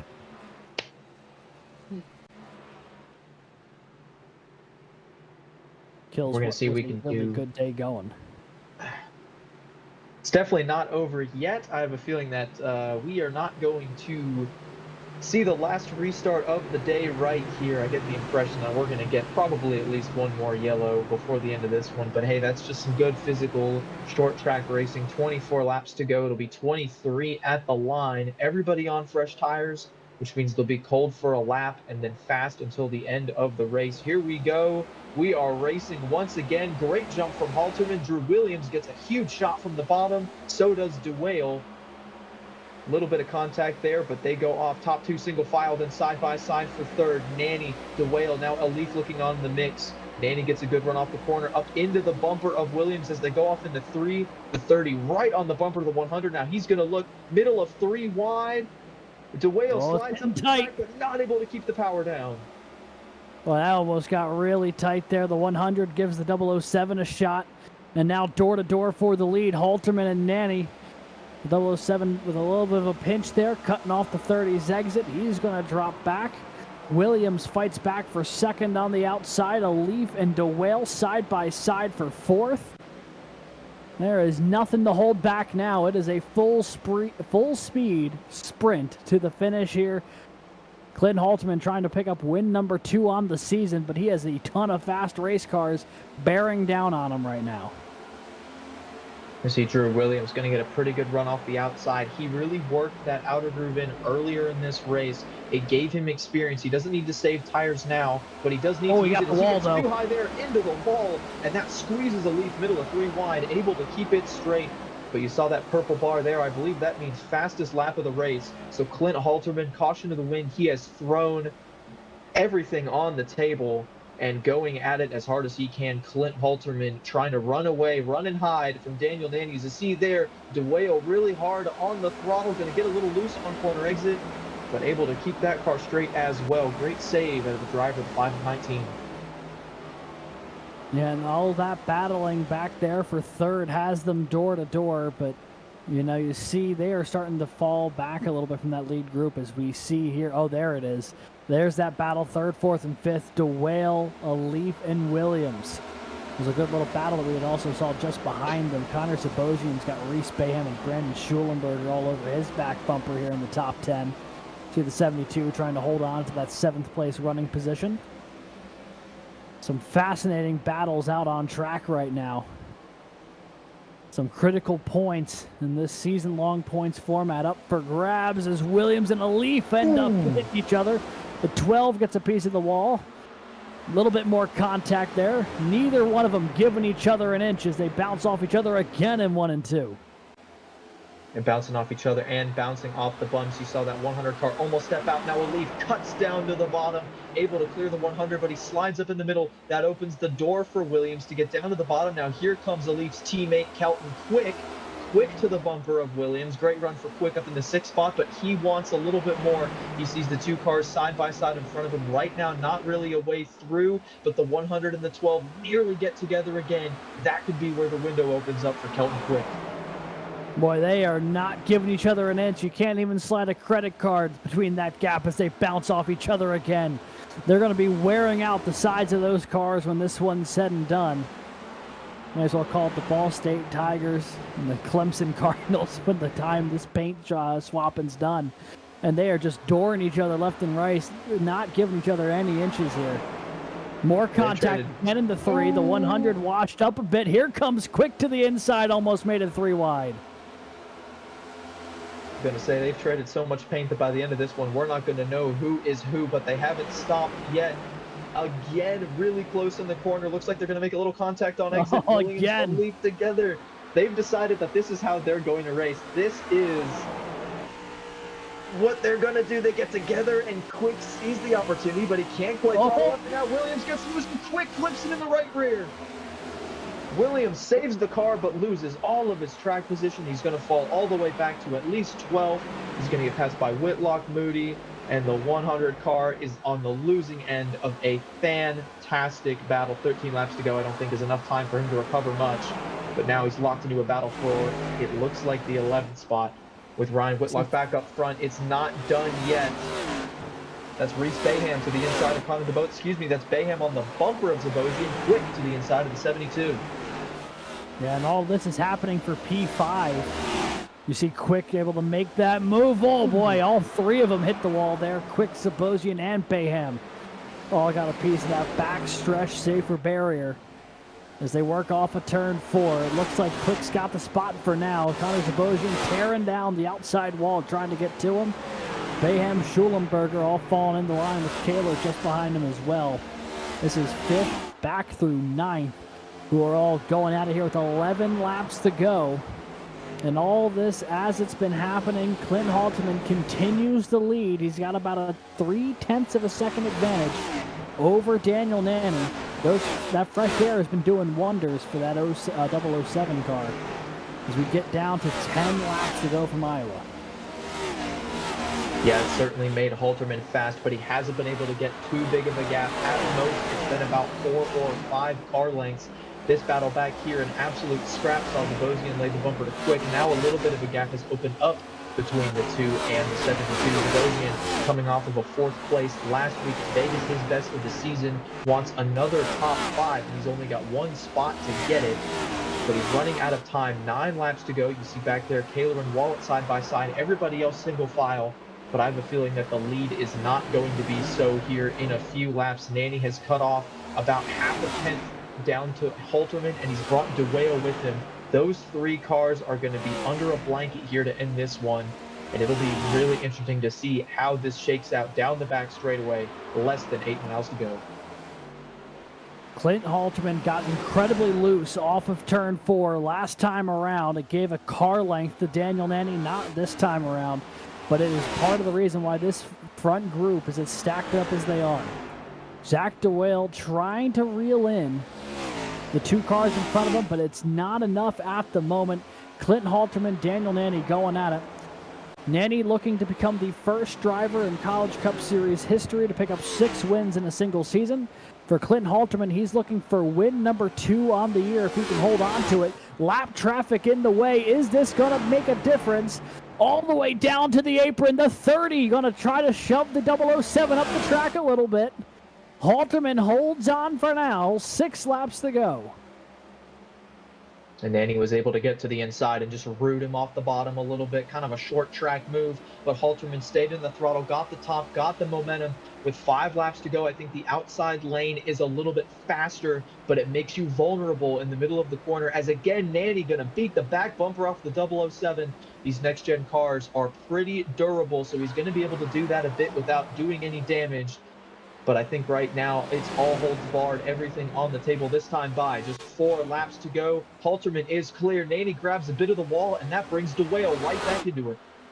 We have a 3-car battle for the win with 4 laps to go here from Iowa. Halterman going to try to hold on to it. Nanny a little out of sorts off of 2. He has DeWale trying to pounce now to the inside. The 519 diving to the apron. After that vicious crash he had earlier in the race, he's battling for a podium spot. Who would have thought? 3 laps to go. Halterman loving what he's seeing behind him, door to door for second. DeWale able to stay in the throttle as they come off of turn 1, but Nanny gets clear. If Nanny can put another car length back to DeWale, he's going to be able to try to hunt down Halterman. But here we go. Nanny is clear. 2 laps to go. They're battling hard for second. Halterman has about 5 car lengths. He's just got to try to drive this one home. It is all on the line right now with just over a mile to go. They'll make their way through 3 and 4 for the penultimate time. Nanny to the apron. Halterman running that middle line. White flag presented by the McConey Setup Shop. Your home for setups, paint schemes, coaching, and more. One last time around. Here goes DeWale trying to take away P2. He might be able to take it here off the corner. Does anyone have something for the 007? It does not look like it. For the second time this year, UNC Charlotte and Clinton Halterman are going to be going back to victory lane as they win in Iowa. What a phenomenal finish. Battle all the way to the end. Clint Halterman, you saw DeWale sent it there. Oh, and he sends it again. Those are 2 Orange Wheel Racing buddies. You can see just how pumped Halterman is.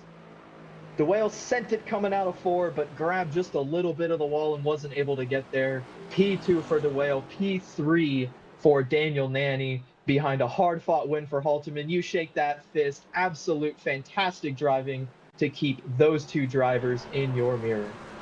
And I tell you what, also worth highlighting tonight, in a race sponsored by Ball State, a triple top 5 as Daniel Nanny, R. Muhammad Ali from Kelton Quick go 3, 4, 5 for Ball State. Be a huge points day for them, but ultimately not victory as all the OWR cars look to be celebrating and burning it down here with Clint Halterman, who becomes just the 2nd multi-race winner this season. Obviously behind that 30 car Daniel Nanny. It looked like Nanny was going to be the one to beat tonight, but in that last stint with some clean air, Halterman was able to keep that car out front. You can't forget how he got the lead either. It was a flawless pit stop, got into his box and out of his box just a little bit better than Daniel Nanny, gave him the inside on those last couple of restarts, and from there he was able to drive away and keep them behind him. Nanny gave him everything, beat his back bumper off, but at the end of the day, it wasn't enough to phase Halterman. And like you said, Clint Halterman, his 2nd win of the season, and just an absolutely fantastic drive at the end of a great short track race. All right, we're going to step away for a quick commercial break. When we come back, interviews with your podium finishers and the final results from tonight's Thank You Andrew 200 presented by Ball State. Don't go anywhere. We'll be right back.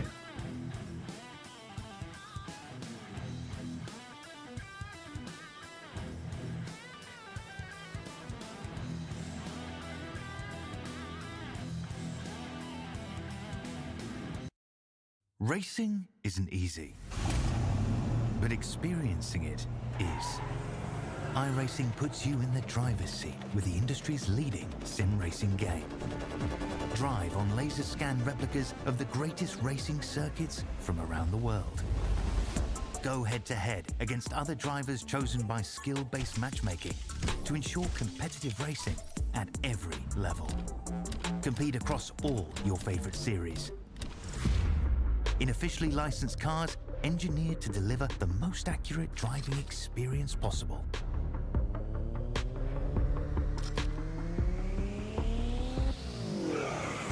Join a race or host your own with players from across the globe. Race against the computer or in a league with friends. Feel the thrill behind the wheel. Visit iRacing.com.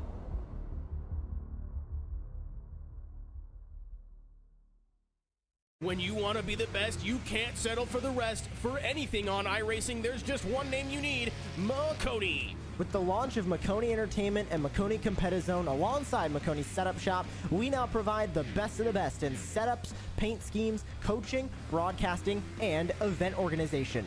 With cars across all 4 license classes, we have what you need to hit the track with confidence. Grab a subscription and save money while going fast at MakoniSetupShop.com/subscriptions. And remember, at Makoni Setup Shop, there are setups, but your victories.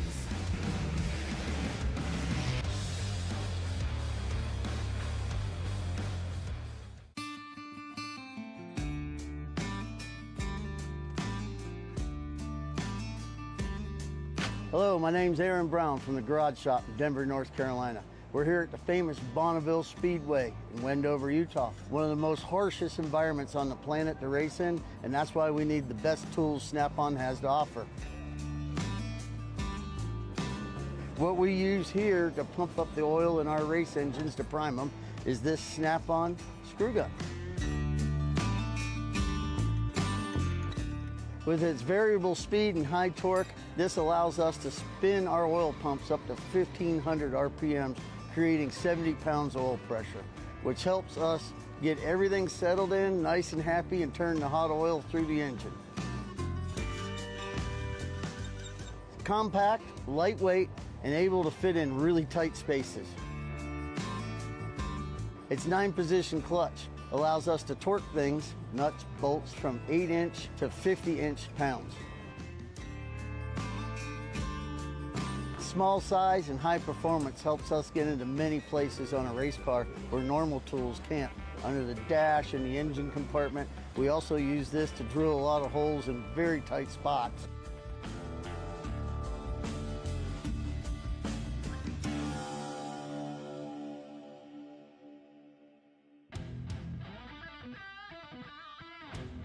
Welcome back, folks. Just wrapping up a thrilling one here from Iowa Speedway.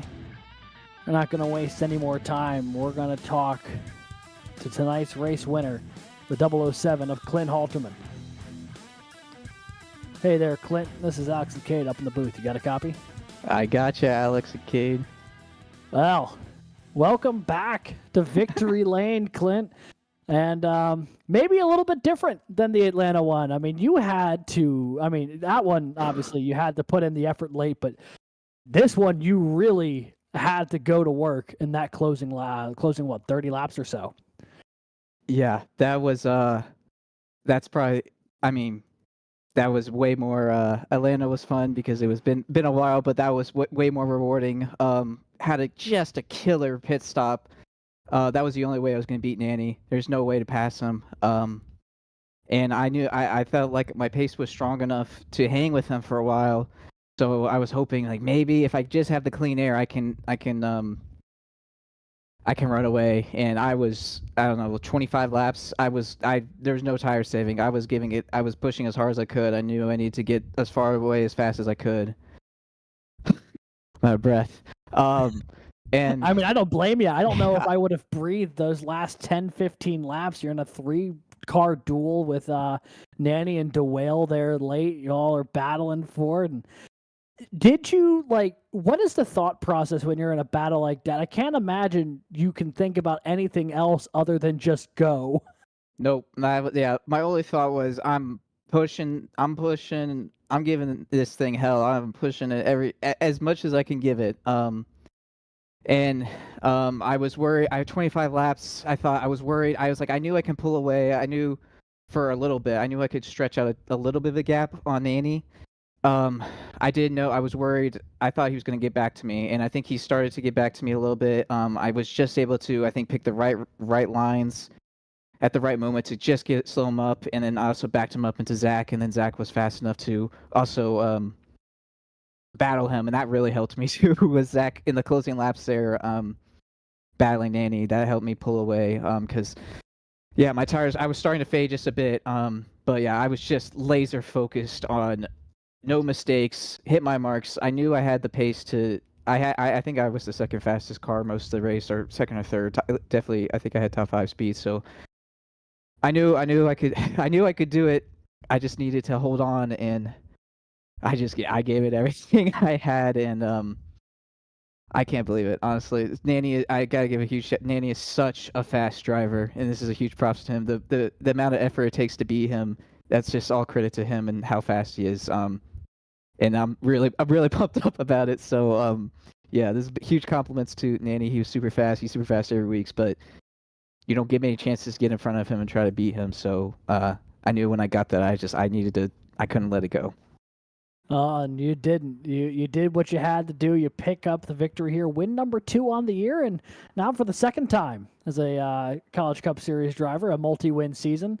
You know, the other time being season 8, which I know everyone has their own thoughts on whether that's a real season or not, but in my head it counts. So, you know, another multi-win year for you. Now only the second driver this season to pick up multiple wins. Obviously, you know, Nanny's had 5 this year, but win number 2 for you. What does that tell you with the way this year's gone, now picking up win number 2 after a couple of seasons where you weren't able to find victory lane? Man, I don't know. I just yeah, I don't know. I don't really feel like I've even like I couldn't even say like I've thrown away. I kind of threw away Watkins Glen last year. I think that was one where I got into Moody and spun him out and got a penalty for that. That was one that stands out to me where I had a chance to win. But really, any other race, I don't really think I've had chances to win. And I think I've just gotten more comfortable in this car. Is like I don't even know how many seasons I've been driving this car in CIL. And turns out I just drive this car a lot. I've just gotten more comfortable. And I think it's just all experience, really. And yeah, I think it means a lot to win at this when the field is so tough in this series, and this is a hard car to drive. So winning at all in this service is hard, but in this type of field with top end talent like we have, it means a lot. So yeah, it's I don't know, a good track for me too. So I was always been one of my favorite tracks. So I just got to take these chances when I can get them in. And I like tracks that you can break at, I guess, because that's the only tracks I can do well at, it seems. But yeah. Well, you know, that says a lot, I think, though, that it's not just restrictor plates when you actually need to break a little bit and put some driver skill behind it. But Clint, congrats on the win tonight. Hard fought and incredible to watch up here in the booth. Anyone you'd like to shout out here tonight? Yeah, want to shout out all the competitors in the field tonight. Nanny gave me a few bumps there at the end, but it was all clean. I was I was probably back him up a little bit, but yeah, all clean there. Shout out to all the Orange Wave Racing cars. We had like 5 cars in the top 10. Zach had a terrible race. He had his wheel disconnect. He burned a set of tires early. Still came back to finish second, so he was super fast. Shout out to him and all the other Orange Wave Racing guys. Shout out to y'all for putting on the broadcast tonight, and then of course, shout out to my one and only Glorious King, LeBron James. He gave me the power to win the race tonight, so shout out to Mr. James. I thank him. I'll tell you what, NBA scoring champ all time, and moving up to, I believe, tied for 7th on the all-time win list here. So a couple more performances like that, and you might have another thing in common there with the kid. So, absolutely.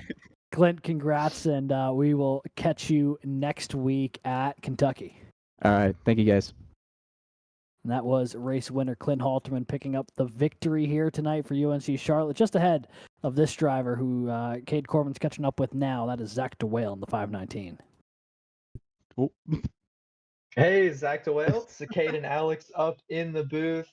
Fantastic stuff there at the end. You know, we saw you a lot on old tires, saving when everybody else was pushing, but then pushing when everybody else was saving.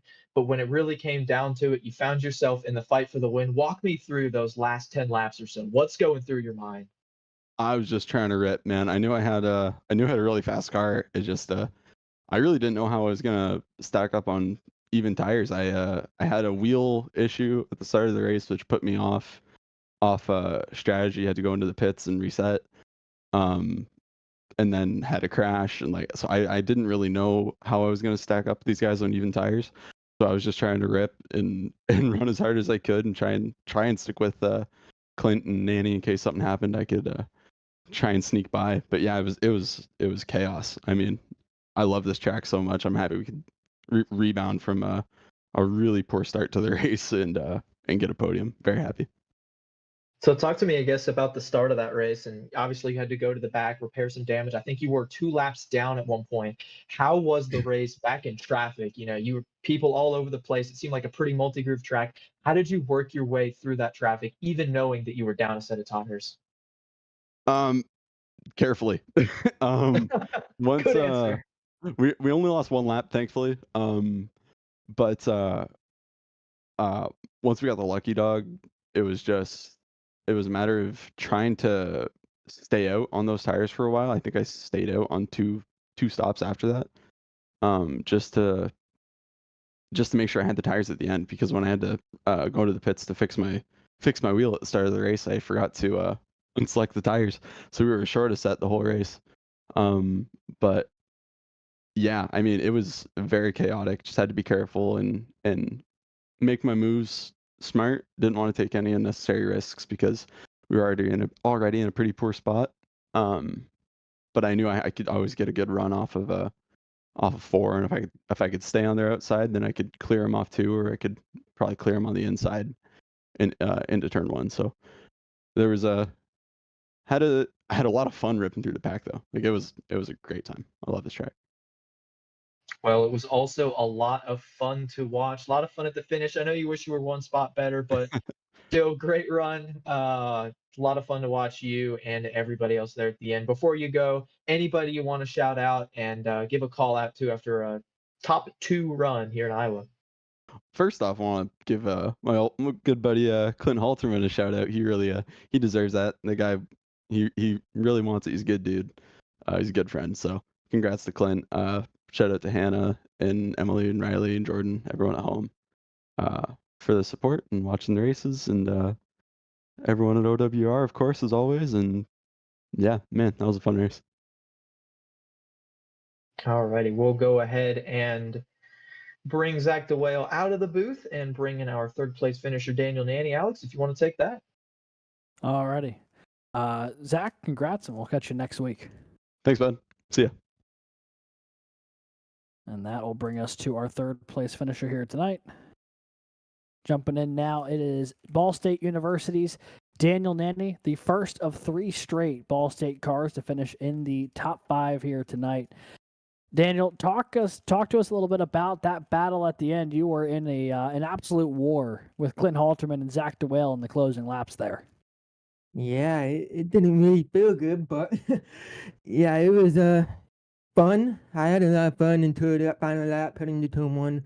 I feel like Jax shoved me up the track to try to get second for me, which he did. So I'm not especially happy with that. But other than that, that last battle, it's what it is. It's short track racing, and we still came home in third. That you did, and I tell you what, you're going to be opening up that points advantage, I think, today pretty heftily after the 95 ran into some earlier issues.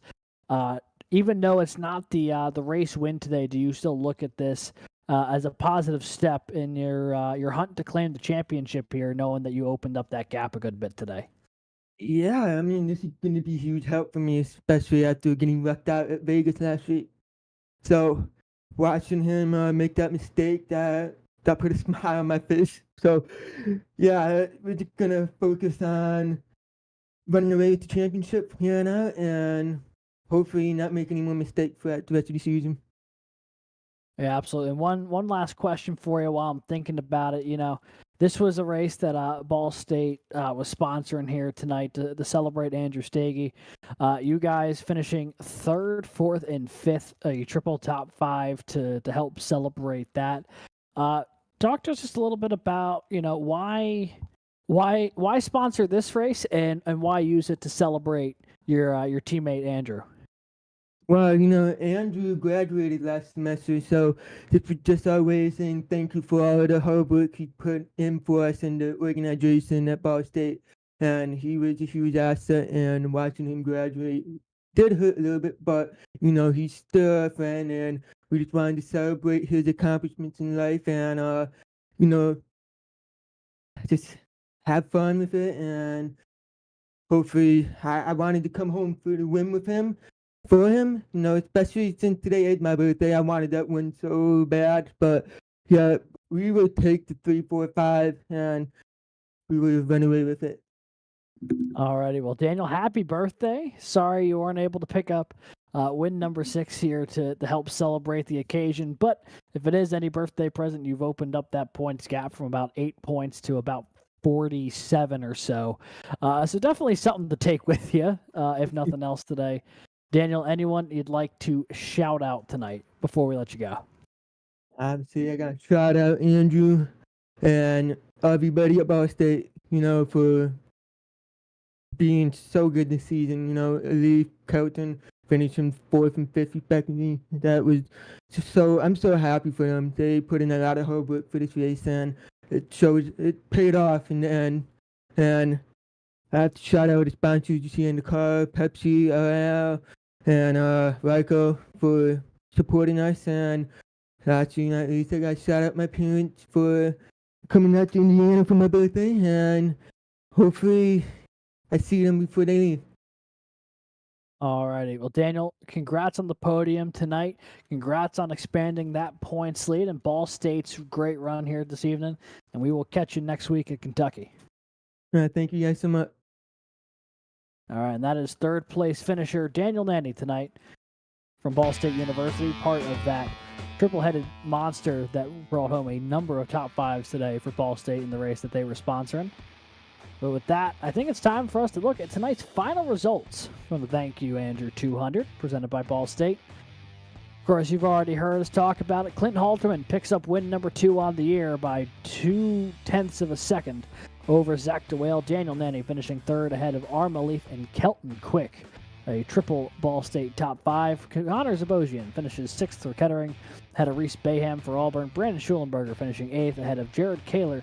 And Ryan Whitlock recovers from a late speeding on pit road penalty to finish top 10 for UAH. Coming home 11th, it's Jason Wallet for Drexel University, finishes just ahead of Drew Williams from Clemson. Riley Birkins, best career finish after a best career start, comes home just ahead of Alex Finity. Keegan Kallick rounds out the top 15 with Lucas Moody 16th, Michael James 17th, Grant Schiller 18th, Nick Henley 19th, and Nick Stockner 20th for Clemson University. Back in 21st, it'll be Nathaniel Crone is in front of his teammate Andrew McManus there from the University of Toledo. Carter Capini finishes 23rd, just ahead of Zach Tallman, who was the last car on the lead lap. Edward Sanchez finishes 25th here tonight. Roger Primo 26th. Logan Smith 27th ahead of Jack Wilson, Robbie Hodgkiss, and Trey Lamprecht. And rounding out the race here, a couple cars that got caught up in crashes and didn't really finish. I think Brennan Lyman crossed the line 10 laps down in 31st, but Caleb Winslow out in 32nd. Jake Cummings scored 33rd. Wesley Shaw winds up 34th, and Andrew Burrell winds up 35th after an early crash. And with that, that is going to wrap our results here tonight.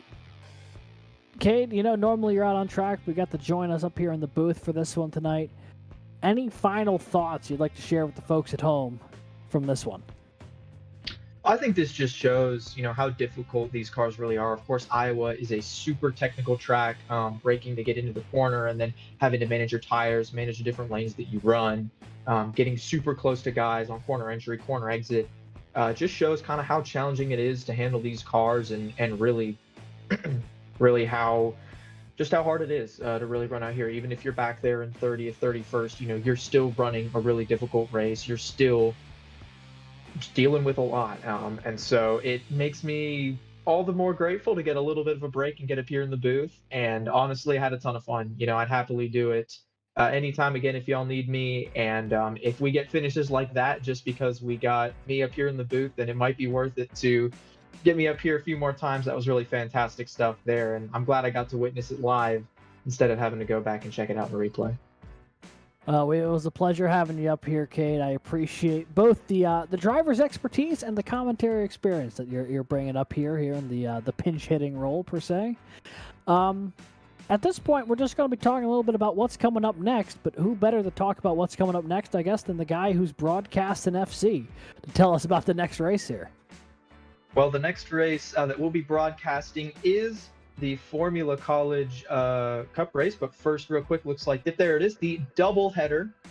This is going to be our second special event of the season here in the Formula College World Championship. We ran a full-length Indy 500 earlier, and this one is going to be the same thing, where we're starting an hour earlier than normal. So come out, watch. We have not one, but two IndyCar races here at the same Iowa Speedway. Same thing, under the lights, short track racing, but doing it in open wheel cars. It was a thrill when we ran here last season, and it's going to be a thrill again. So that is happening this Wednesday on the same YouTube channel.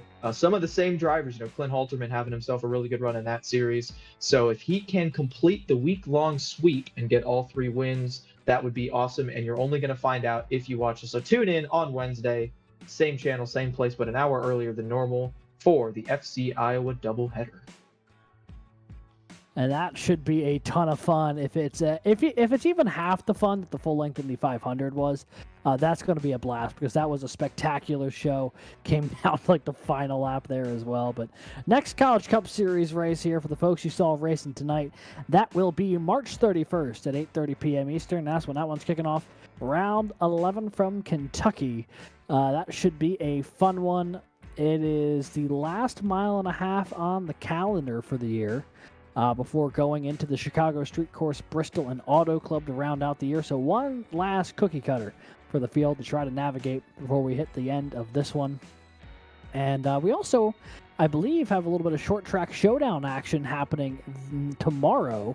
That's at Hickory Speedway. That is not going to be broadcast, but if you go to collegiateiracingleague.com, you can either join the Discord now, so you can sign up and participate in that race, or if you just want to see what the results of it were, the next day, if you don't end up racing it, you can find it there too. So be sure to check out the CIL website for that one. We'll have updates on that and also information on how to join if you're interested in running that race tomorrow at Hickory. It's their second to last race of the STS season. And that, I believe, we're fully caught up on broadcasts that are coming up. Cool. All right. Got the thumbs up from producer Christian, which means that is about all we have for you here tonight, folks. I want to thank you all so much for tuning in. Sorry, Kate, did you have any final thought or? No, we're good to go. And yeah, good racing, and we should see that for the next 4 races around the season. Here's hoping. Well, for everybody here at the Collegiate iRacing League, from all the admins, the stewards, and anyone else who volunteers their time to make this happen, producer Christian Hill, my co-commentator tonight, Cade Corbin, I've been Alex Gagnon saying thank you so much for tuning in. Thank you for enjoying the Thank You Andrew 200 presented by Ball State Esports from Iowa, and we will see you Wednesday for the FC Iowa doubleheader. Hang out with Cade, and then the next time you want some Cup Series action, come jump back in Monday night. We'll see you for both of those. Until then, good night.